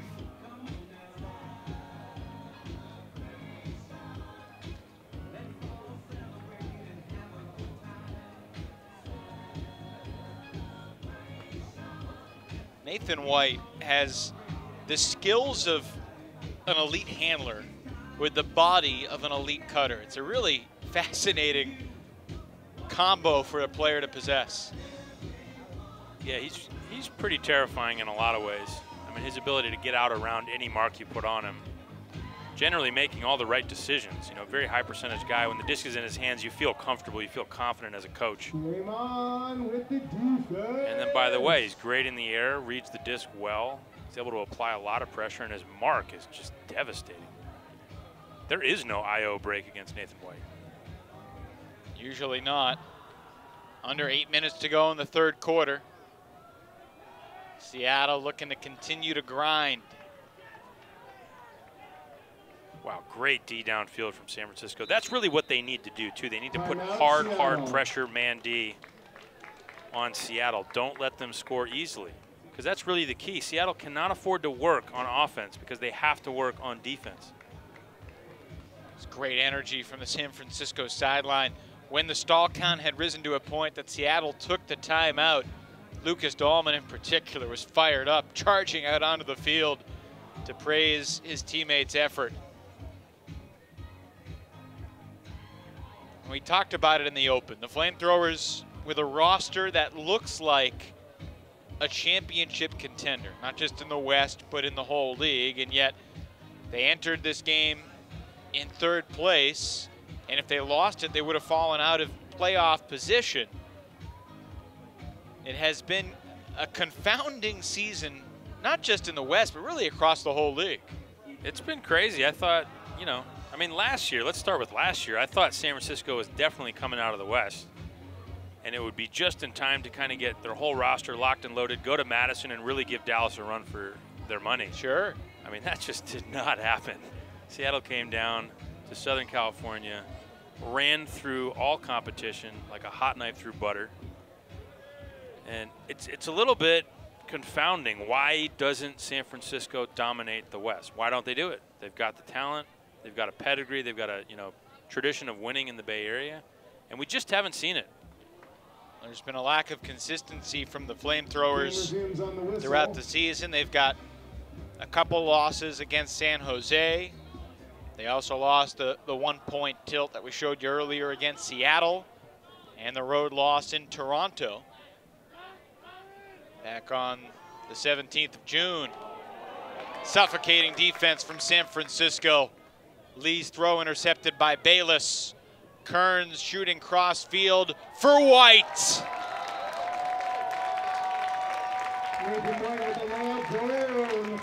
Largest lead of the night for the FlameThrowers as Nathan White extends his towering frame for the layout goal.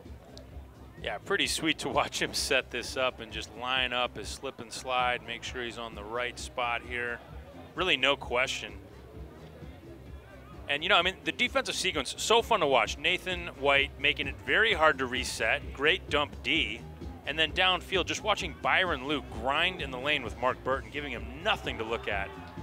I mean, very impressive.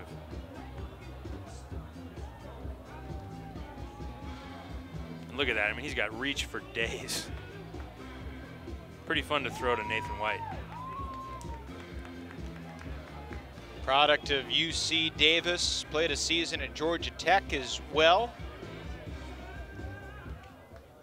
Of course, Nathan's sister Monisha was the Callahan nominee for the Stanford Superfly women's college team this year.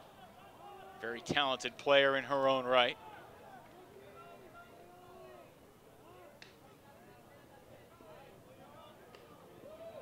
Hauser narrowly squeaks through that under against Thompson, and well, things starting to unravel a little bit now for the Cascades. Burton's throw into the ground.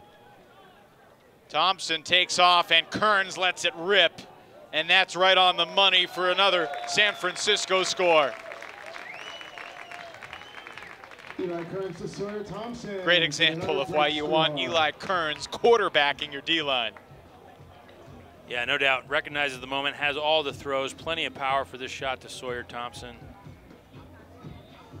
And you can see Casey, the Sasquatch, slowing down a little bit out there. Seattle's in danger of getting blown out right now. Exciting week for Sawyer Thompson. Both he and Lior Gival named to the USA U24 national team this past week. Hey, what was the controversy about those rosters? I heard people chirping about people that should have been on that were not on. What's up with that? Well, there's a lot of great players out there. Okay. And I think if your favorite player doesn't make the team, it's, you know, like there were a lot of people who didn't make the team that I kind of thought, wow. But I think that speaks more to the depth as opposed to, you know, I didn't look at the roster and be like, oh, this player didn't deserve to make the team. So it's a hard conversation to have, right? It is, especially if you won't just give me a name. But hey, guys, he's the play-by-play guy, always objective. And I don't know what I'm talking about. Bad news. It's always interesting. I mean, these are great problems to have as a sport, right? Having too much talent, controversy over, you know, like Cammie Groom not going to Poland to me is a travesty. But then you look at the roster and it's like, well, actually, I guess we're in good shape. I mean, you can't really name anybody that should have gone ahead of her necessarily. Well, I think, you know, back to the U24 conversation, you know, the Washington, D.C. crew has a point. Tyler Monroe, everything I've seen, he is an incredible player that I would want leading my O-line. As the deep shot goes up, and Hendrickson skies a few different players. And Ashlyn Joy, slow to pop up. But Monroe is a player who is fueled by that disrespect. Right. And frankly, part of that excites me as an ultimate spectator. Like, what is Tyler Monroe? Yeah, he was just denied a spot on the national team. How is he going to channel and harness that anger and frustration into doing something spectacular down the road? Yeah, can't help but light a flame there. But yeah, I mean, you've heard so much about him. I mean, he's been doing it not at the college level, at the club level, at the top of the club level. He's been doing it. And for one of the best teams in the AUDL, the DC Breeze. 100%. El Salam to Bolton, a couple of middle school teammates at Mercer Middle School in Seattle. Bolton's fresh, jumping a little rope, getting ready for some light afternoon sparring. Good luck. Yeah, it is funny. I mean, you just watch this team. Like, they're tired, they're down.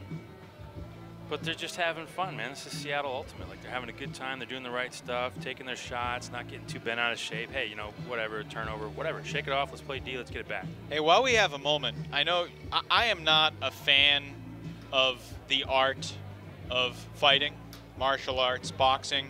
I know you, on the other hand, have enjoyed it and tried to get me to watch it.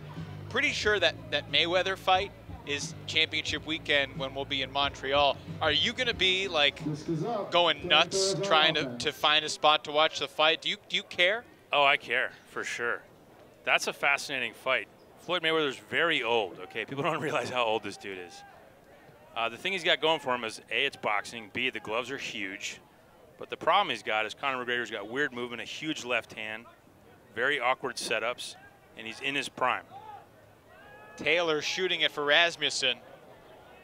And Cassidy Rasmussen makes another tough play look easy. Cassidy Rasmussen, Conor McGregor's, that catch just goes up huge. Balance, athleticism, explosion, and swagger. Fun to see. I feel like Cassidy doesn't get shown off enough, you know? Like, we see a lot of 50-50s go up to Antoine and to Bo over the years.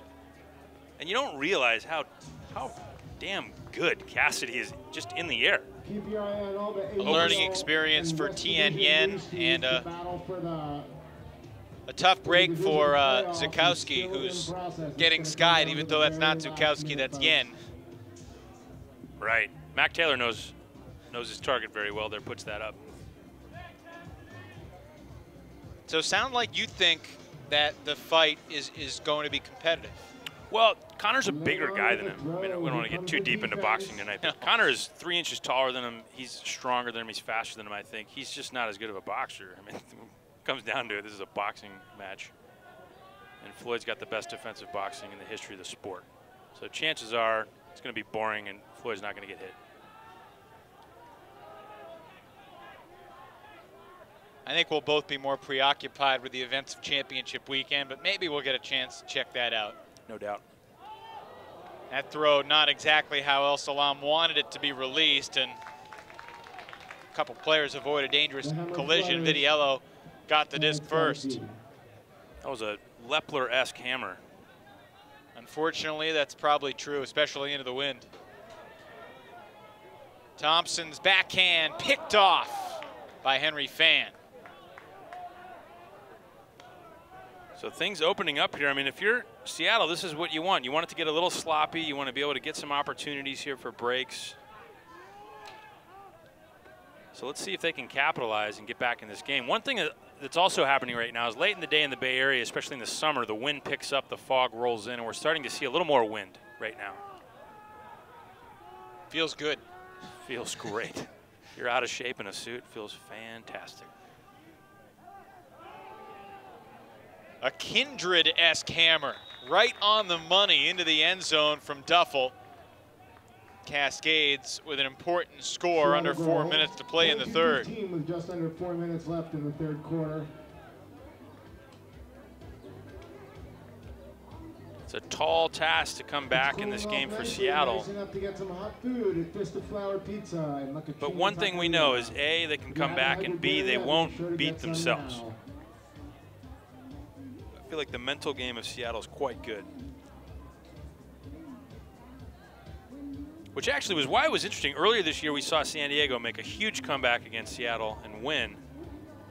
And that was interesting because that's not necessarily what San Diego always does. You know, San Diego oftentimes, you know, underperforms sometimes, not known for being that you know, heart of a champion, never going down, coming back in the big game, and they did it against Seattle. I thought that was a very impressive game.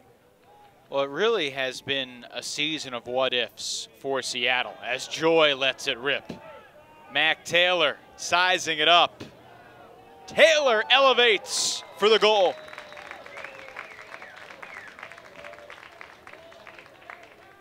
That looked like vintage Ashland Joy putting it up on a platter. Yeah, backhand Mark steps out and just rips this backhand. And Mac, I mean, how easy does Mac make this look? Got Cam Bailey in hot pursuit. Disc hangs up in the air. Mac Taylor was a soccer player and a tennis player, and he learned the basics of Ultimate at summer camp, then basically started playing at Colorado. And he said when he was starting out, he really fell in love with the sport quickly. He would watch a lot of video and try to mimic those actions. One of the first videos he watched and tried to mimic was kind of a legendary video, I Bleed Black. And I think he wore out that VHS back in the day, like a lot of us did. Yeah, that movie, the trailer for that movie, I should say, was incredible. Taylor Casino talking about the #1 thing in college. I can't hear that quote enough times. Dangerous blade somehow works. Knifing it for El Salah. And now Hauser shoots it. Burton is there. It's just crazy. You've got Byron Liu on Mark Burton and just no play on the disc. For those who don't know, Byron Liu, very, very athletic, great defender, wasn't out of position. But it's just funny, these guys play so well together. Seattle plays so well together, and like we've talked about, Mark Burton's adjustments and his positioning are so elite that as a thrower, you just feel confident. You're like, if I throw it away from the defender, I just know Mark's gonna get it. I know he's gonna get it.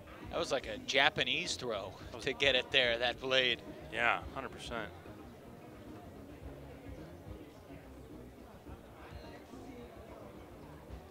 (23-16), San Francisco in front, 3:10 to go in the third. And you look at the season Seattle has had. They entered this night a half game behind San Francisco, 1 game behind the leaders. And you think, what if? What if they didn't blow that lead against San Diego? What if they didn't allow a buzzer beater and lose by 1 against San Jose at home? Sanchez rips it. Kittredge in pursuit. Kittredge just shy of the goal line. Sacrifices yardage for the easy reset. Taylor to Joy.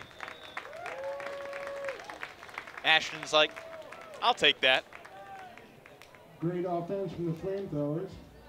For another quick score. Yeah, and that's, you know, the whole play gets set up by a really, really excellent throw from Marcelo Sanchez. Gets the disc under, steps around the mark, and throws this out where nobody really can get it but Bo.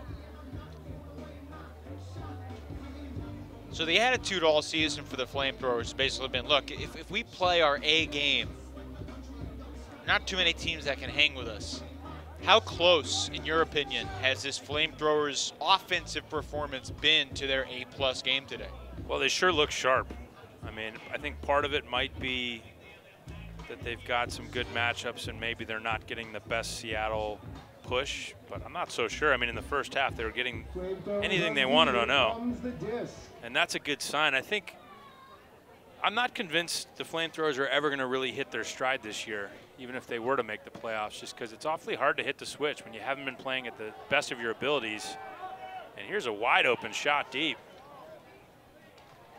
Seattle needs about 13 seconds to answer. Hendrickson wide open in the end zone. You know, it can be hard to hit the switch. If you're not playing your best, it's easy to say, look, as soon as we get going, as soon as we hit the switch, we're going to be winning these games. But it's a funny thing, you know, when you're used to not playing at 100%, sometimes hitting the switch doesn't happen. I think that's kind of what happened in the playoffs last year. San Francisco expected to be able to just pump it up, send Seattle home, and, you know, they missed the appointment. By the way, right before the start of the second half, we were running down the standings, and I mentioned that Jordan Huston of the Jacksonville Cannons had 22 goals tonight in a Cannons victory. Can you put your head around that? No, 22 goals doesn't make sense. So they do. So I haven't covered the South this year. Did they have 2 and 3 pointers or anything like that? Everything's worth 1. Final was 33-24. It was like they were only looking for Huston around the goal line. Sanchez. Rasmussen with a great effort, but he was out of bounds. Just out of bounds. So I guess that's Sanchez regressing to the mean after throwing 3 just unbelievable deep shots. Once in a while, he has to be human, right? Seattle has not had many breaks today, but they have a chance to get one here.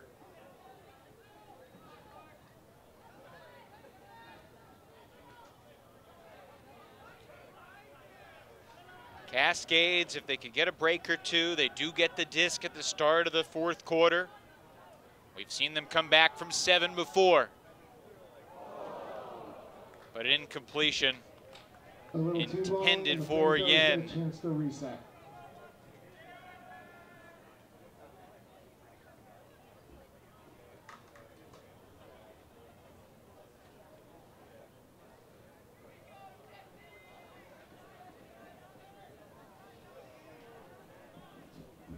Ashlyn Joy lets a huge flick rip.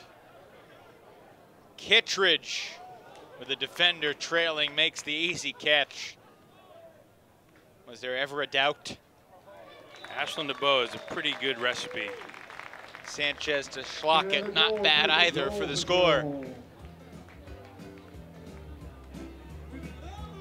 Great call from Bo Kittredge as he reels in the long. The lack of capitalizing on that opportunity there sums up the season for Seattle. I mean, they've been really close in a lot of games to being one of the best teams in the league.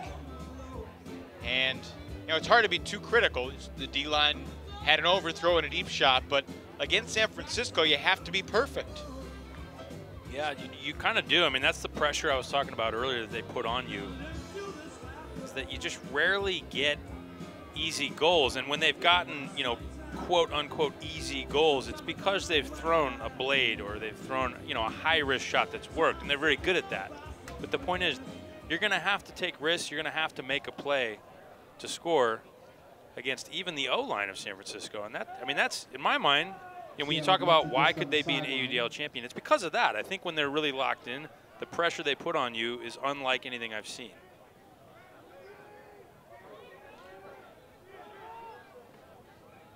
Alex Duffel looking for Burton. Got it. Seattle with a quick strike, back within 7. Want to follow up on that last point you made. Talking about San Francisco's A game and how good it can be. How would you compare it to Raleigh's A game or Dallas's A game if we're looking ahead to August 26th, 27th in Montreal? Well, I mean, Raleigh's so athletic and big, and they've also got the best thrower in the sport. So I think it almost seems like a weather thing to me. If it's windy, you're talking about Jonathan Nethercutt? I'm talking about Jonathan Nethercutt. I think Nethercutt's on another level, and I think with their size, let's say it's windy in Montreal. First of all, let's say they make it to Montreal, and then let's say there's some wind.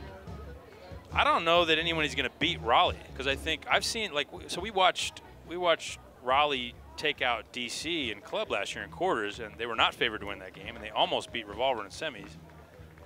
And anyway, that quarterfinal game was windy, and I didn't see anybody making anything look easy except Nethercutt. He was destroying DC. FlameThrowers to receive. And like, the secret's out. I mean, you watch this guy play. There's nobody like him. There's nobody like him. He's very confident. All he's been doing is winning. And he's reached a new level of confidence this year. I agree. It's coming out of his chin. I think that's confidence hair coming out of his chin, and it's reached epic proportions. And yeah, I just think if there's any win, I would take Raleigh all the way. Rasmussen's throw not floating enough for Sanchez. Clock's still running. 15 seconds left. Clock ticking for Seattle. Got to go 70 yards in 10 seconds. We've seen Will Chen do that before.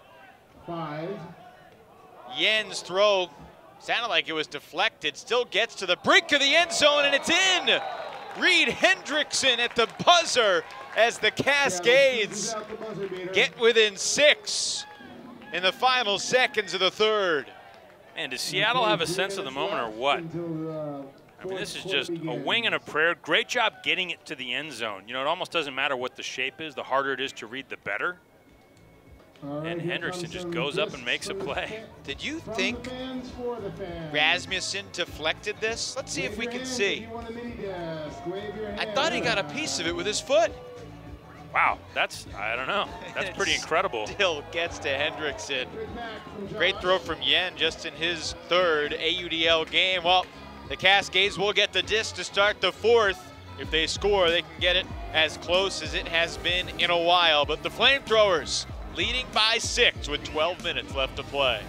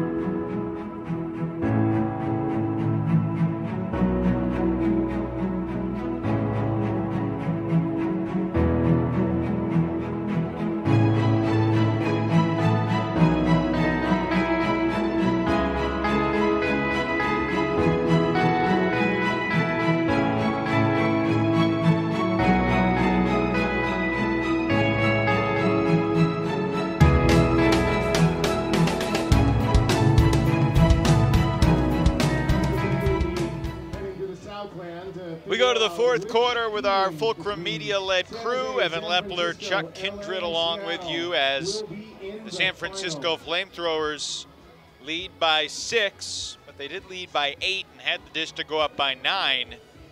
And the Cascades have made a little bit of a run. Let's pull up the West Division standings one more time if we can, because the FlameThrowers half game out of the #1 spot entering the day. Aviators playing San Diego. San Jose had what their head coach Tyler Grant said was probably their worst performance of the year last night, and they'll be looking to bounce back next week when they go to Southern California. San Francisco plays at Seattle and at Vancouver next Saturday and Sunday.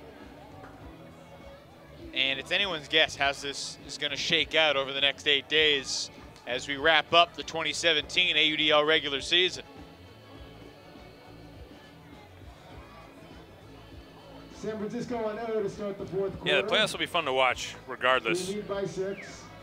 12 There's just so much history out here on the West Coast of elite ultimate, and having it be just a neck-and-neck race like this makes it even more fun. I think you see the cream rise to the top.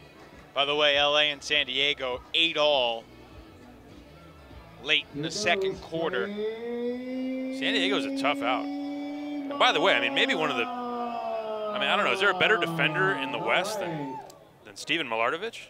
He's certainly up there. He's terrifying. 2 layout Ds on Mark Burton. Name one other person who's gotten 2 layout Ds on Mark Burton in a game. Yeah, both of those in the fourth quarter. That great comeback. Right. Back in June. Ooh, there's that backhand windup from Khalif. I wanted to see that go. That comeback didn't have the same stakes, obviously, as Seattle's against Madison, but it was pretty similar. Happened with about 3 minutes to go in the third quarter. The tide started to shift. Seattle's comeback was a 7-goal deficit against Madison last year in the AUDL semifinals.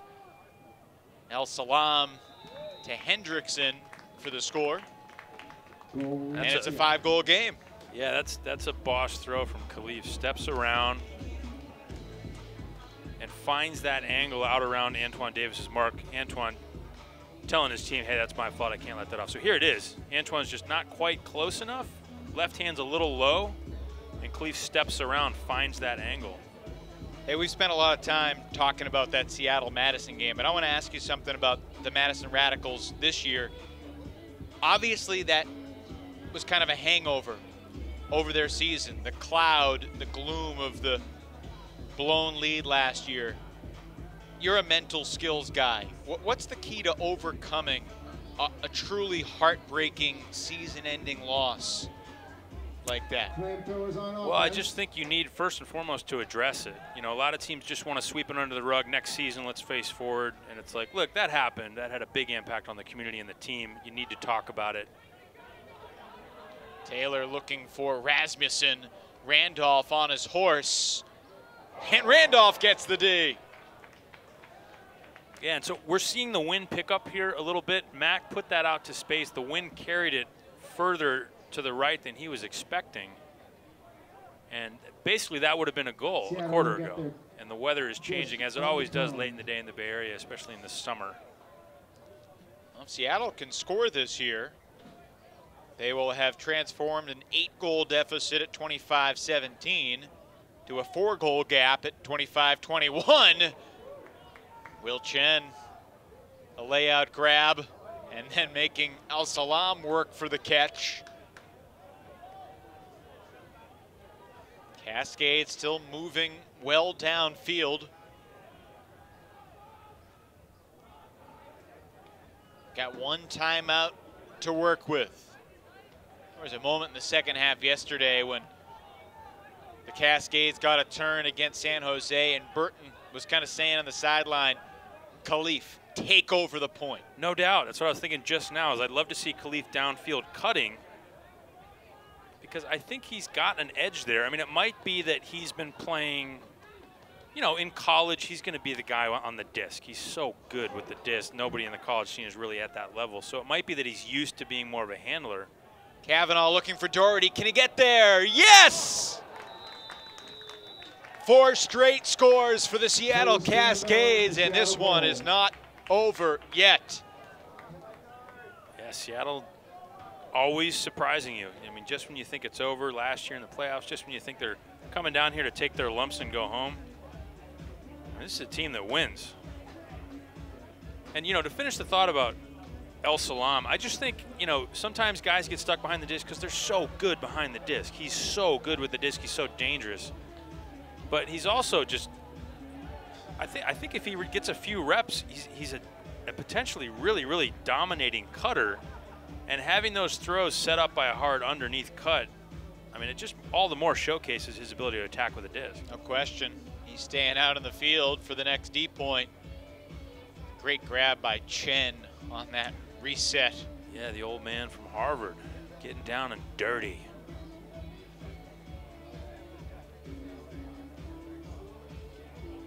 That throw, it's got to be the most famous play in the history of the AUDL, right? I guess. I don't know. It's hard to, like, set up when you just see a clip, right? Because the moment was unbelievable. Yeah.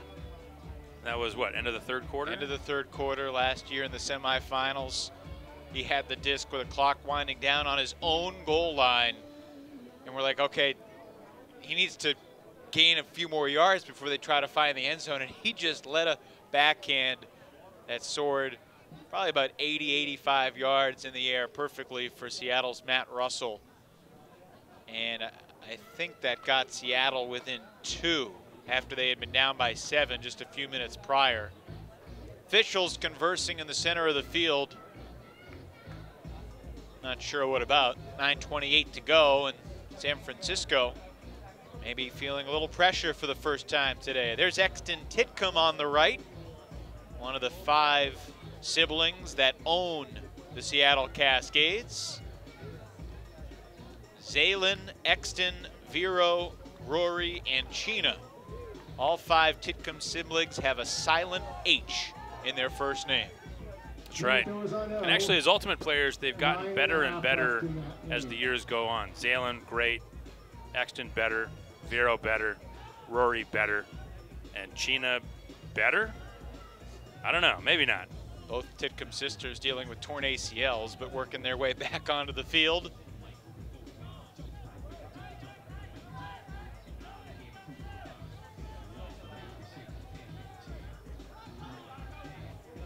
Kevin Cox with the disc to Joel Schlockett. And here's San Francisco using the full width of the field here. Puts so much pressure against the man T, but look at that. Eli Kearns a little shaky on the reset. Titcomb gets it to Randolph, who made the one step closer to the disc that he needed. Spear was approaching quickly. With 57 seconds to go in the third, it was 25-17. Seattle on the second day of a back-to-back. Little too much. So here's the wind again. This is the same direction that Mac overthrew Cassidy. It's tailing away to that back corner, and you can see Khalif with what looked like just an easy throw to the end zone, and the wind just takes it and carries it, and it's actually a turnover. Off his hand, there seemed like no chance that would be a turnover. Looked good. Kavanaugh, though, could not get there. San Francisco back with possession.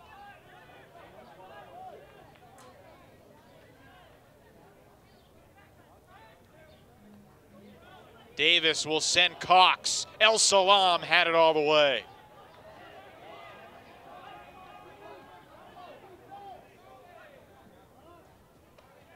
Love to see Khalif in space here.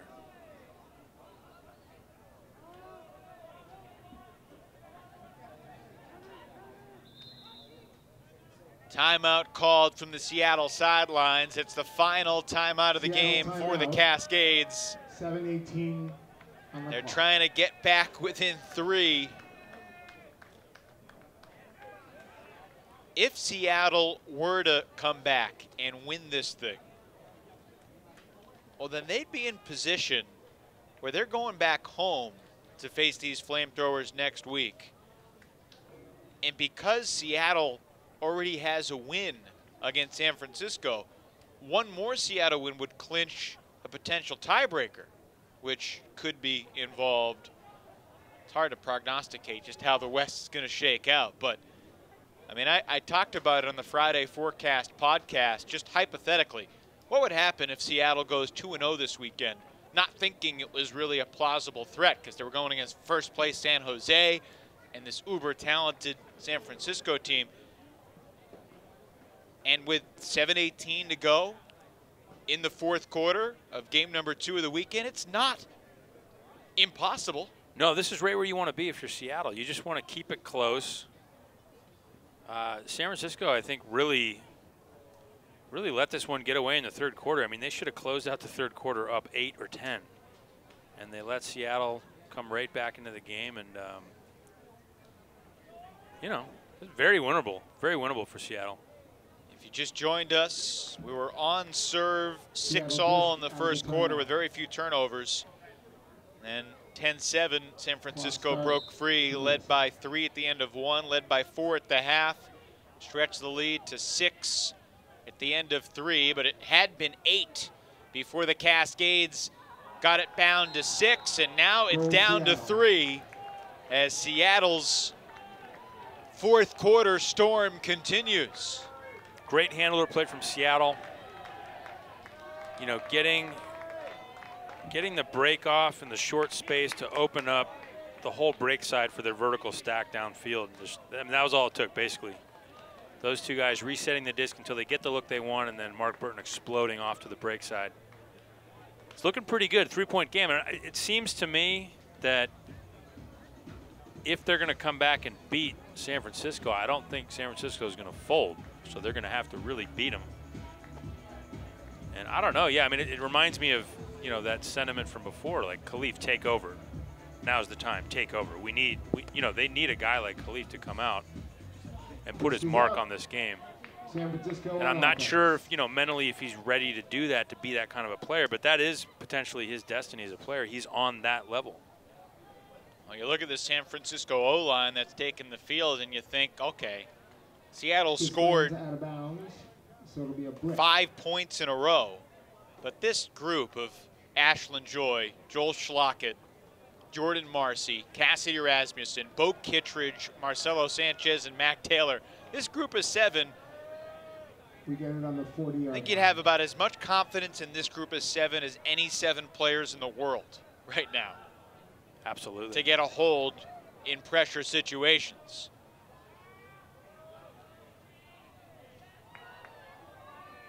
Joy sneaks it through to Taylor, and he is in despite the bidding Cam Bailey effort.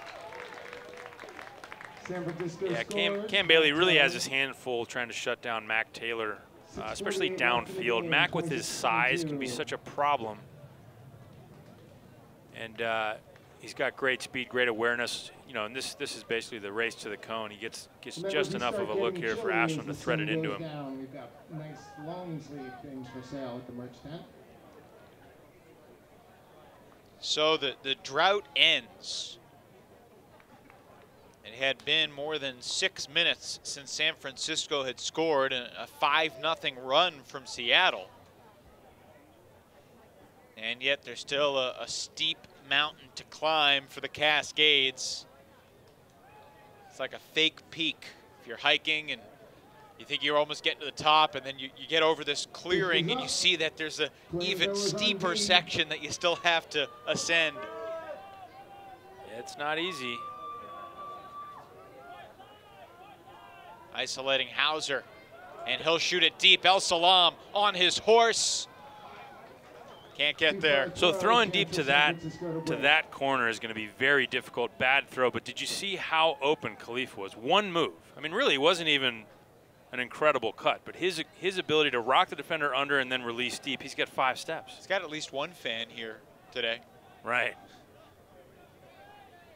I think Khalif's tired. He came off when they called a timeout on the last point. And it seems like he's definitely got the ability to, you know, for a couple more sprints, but I'm not sure he can be the horse they might need him to be to come back against San Francisco. Speaks to the level of difficulty of playing these back-to-backs.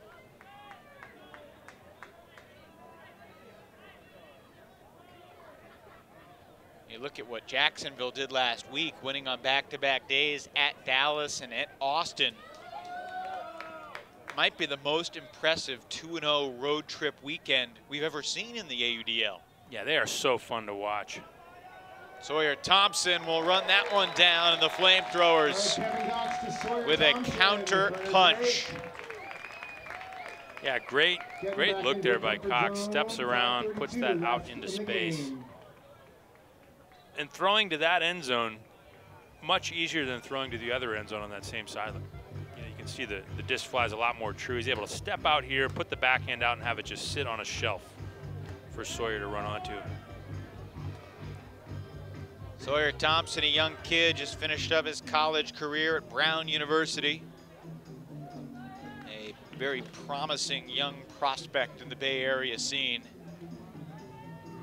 As if this area needed more great young players. Yeah, starved for talent out here in the Bay Area. George Stubbs is like an afterthought in the Bay Area. It's unbelievable. That guy is like a Mount Rushmore player. And sometimes you forget he's out here. That's how deep the pool is out here.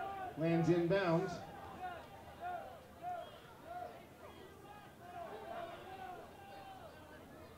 Mark Burton still grinding. Hammers over the double team. Oh yeah.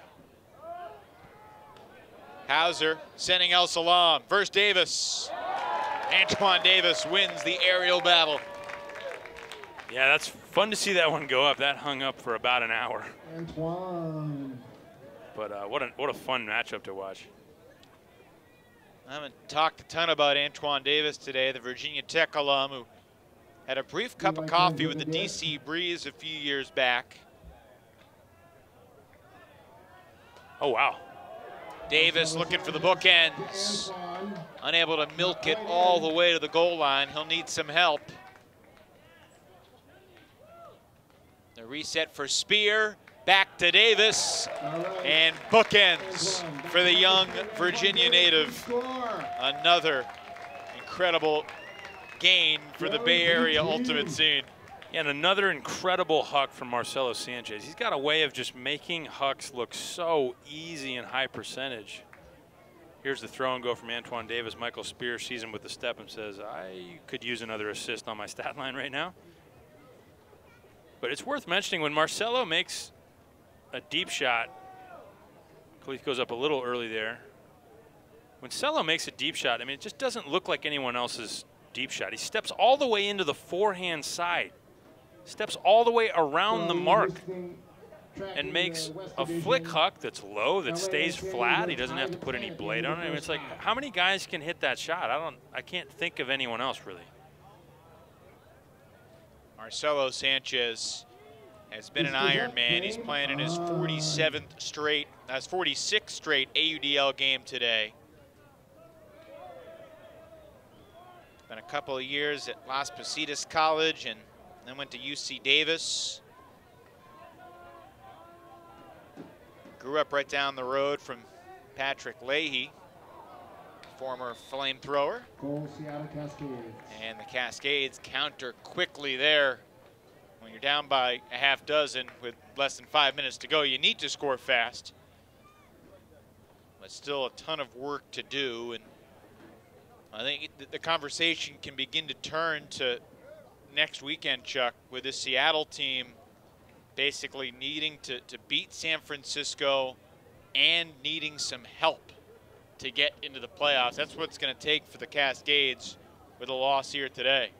Well, I think they're looking pretty good. They're going to be at home. I mean, they should be loaded up with talent, ready to roll, deep roster in front of the home crowd. And San Francisco's losing a couple folks to Poland. So it sets up well enough if you're Seattle. Certainly no easy games against San Francisco, but Bo Kittredge, Grant Lindsley, members of the FlameThrowers who are on their way to Poland, leaving on Monday. They fly from San Francisco to Berlin. It's a direct flight, and then drive across the border into Poland. Taylor to Schlockett. How about Joel Schlockett? And it's a good look. Cassidy Rasmussen with the goal. It's hard to understand why Schlockett is able to catch so many goals. But watch, I mean, this is kind of the perfect setup. This throw goes up. That was Newcastle. It's not a great throw. He's not wide open. He's got a larger defender who's well within range to close on this. Jackson closing. And you can see Joel just makes it very difficult for him to find a line to the disc. Adjusts twice, keeps him on his back. And then he's always, you know, on his toes. He's never running out in front of himself. He's always balanced, ready to make a play. You know, wins the quick little foot race to the spot so that he has position.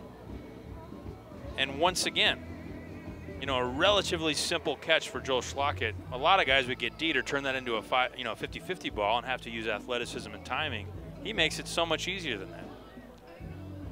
5th goal of the game for Schlockett. Product of Cal Berkeley, where he was coached by FlameThrowers coach Yo Kawaoka. Collision. Foul.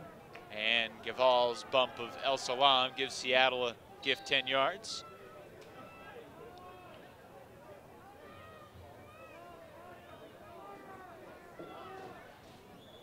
So here's the Khalif show starring Khalif. Chen laser to Burton, and an even faster bullet to Bryson Simon Fox.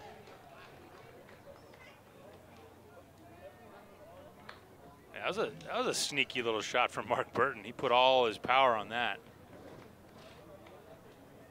And just nice, you know, nice patience, nice choices from Seattle.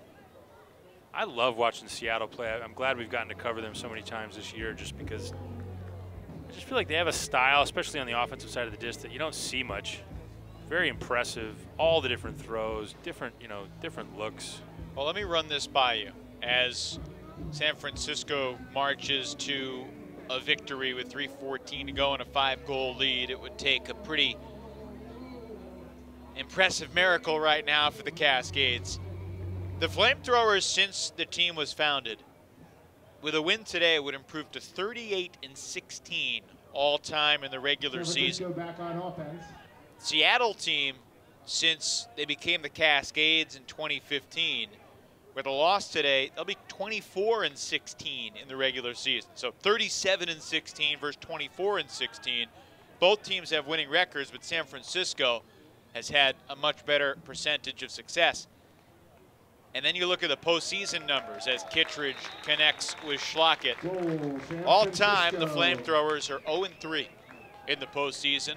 The Cascades, on the other hand, are 4-2 with a couple wins over San Francisco in the postseason.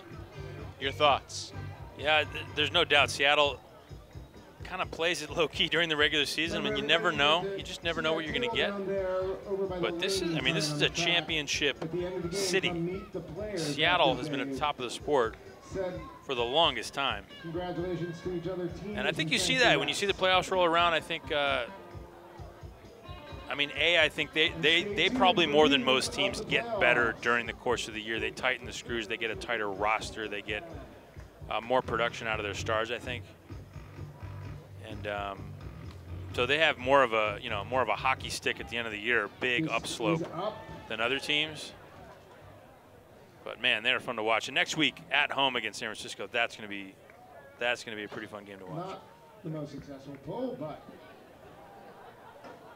Pull sails out of bounds, shy of midfield, and Seattle will have the disc. Well, and there you're seeing the wind again. I mean, that just would not have happened until the fourth quarter.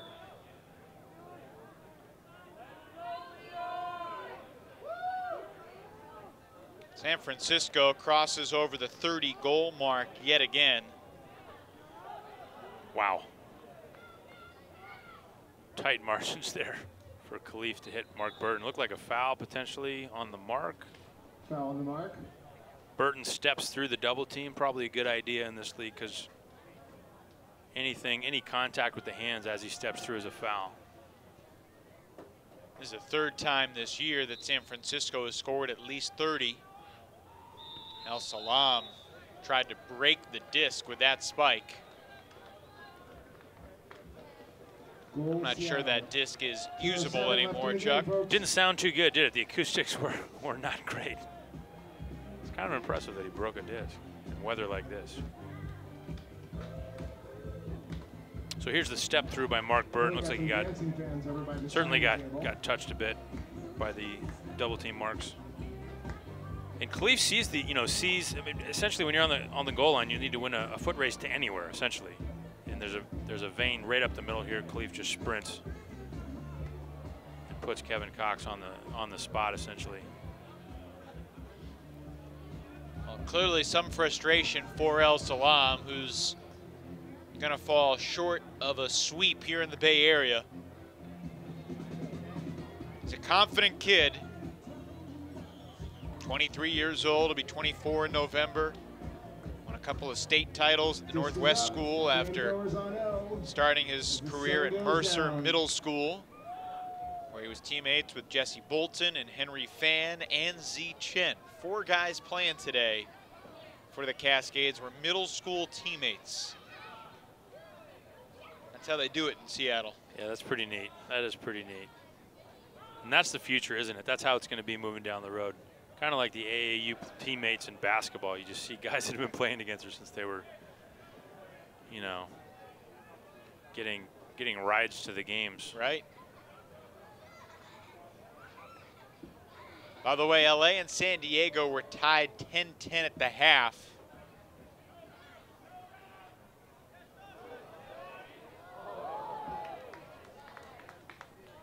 The San Jose Spiders are Growlers fans in that game.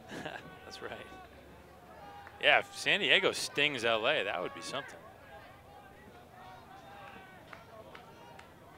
There's not bad blood in that rivalry, but there's an intensity and a fierce desire to beat the other team. Rasmussen shooting it for Schlackett.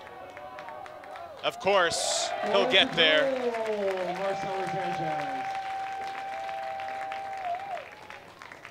Just under a minute to play.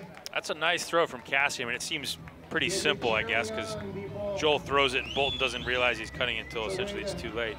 But it's so easy to overthrow this. You're throwing to a guy who's only 20 yards away from you, and you want him to catch this as a goal 50 yards away from you, and the wind's pushing to the right. And Cassidy puts it right where it needs to be.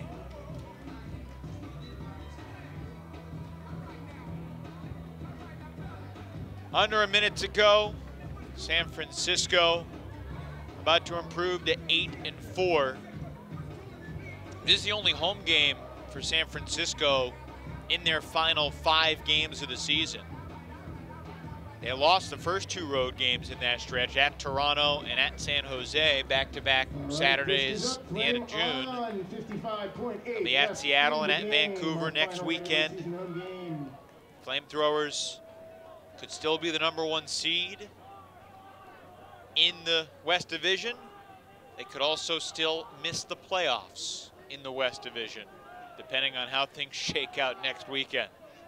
Yeah, it's funny, isn't it? There's almost no upsets in the West. Like if San Diego beats LA, it's technically an upset, but San Diego can beat LA. Certainly the Spiders, a team that everyone had penciled into the bottom of the West Division. Yeah, it's funny, isn't it? We've all had egg on our face all year. They've had an amazing season. Burton looking for one more assist, and Hendrickson drops it. Clock is running. Tough day for the Cascades, but still a good road trip as Seattle takes care of business on Friday, but San Francisco on their home field gets the job done on Saturday night. Eli Kearns holds the disc as the time expires. And the FlameThrowers with an important win snap a 2-game losing streak. And they improve to 8-4. For the moment, they are tied with San Jose and LA. And I think the referees are going by the book here, and they called a stall. So Seattle might have a chance to add one more goal to their final total, but the outcome is not in doubt. They're going to add 2 seconds to the clock. Well, how about there's too many players on the field now as well? And let's make sure and penalize both teams mercilessly for rushing the field. That'd be a fun end to this game, I think, if there were just a half dozen suspensions for each team for rushing the field. You think so? Yeah. A blade to the back of the end zone, and the final score changes. Kavanaugh from Duffel. And instead of being a 6-goal win, it's a 5-goal win. 31-26. Seattle falls to 7-6. They'll host San Francisco next week. San Francisco, with one win next weekend, will be in the playoffs. Yeah, very doable. They've got, what, Seattle and Vancouver back-to-back. So Vancouver is the second game, however, is that right? Yep. I mean, that's, the second game's tough when you're on the road.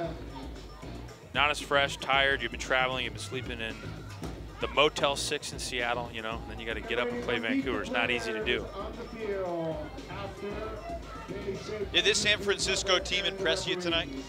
They did. I mean, I thought, A, their offense looked so sharp in the first half. Both teams really did. But like we were talking about, just their matchups, they've got such an ability to put athletes against athletes. When Khalif's out there, he's looking at, you know, they get a turn and then he's cutting against Bo. It's like, oh, well, there goes my matchup that I was hoping for once we get a turn to go try to score.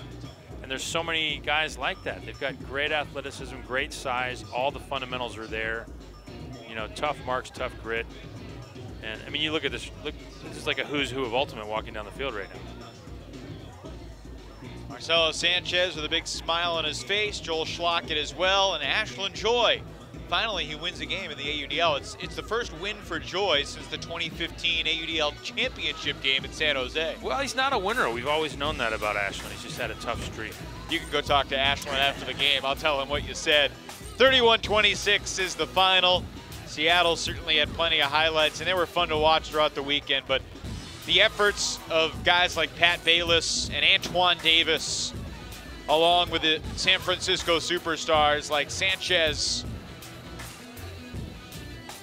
Kittredge, Rasmussen, Joy, Taylor, and the rest of the FlameThrowers. Too much tonight for Seattle. 31-26 is your final on a gorgeous evening in the Bay Area. For Chuck Kindred and our entire crew, Evan Lepler saying so long from Laney College, where the FlameThrowers take down the Cascades in this AUDL Game of the Week.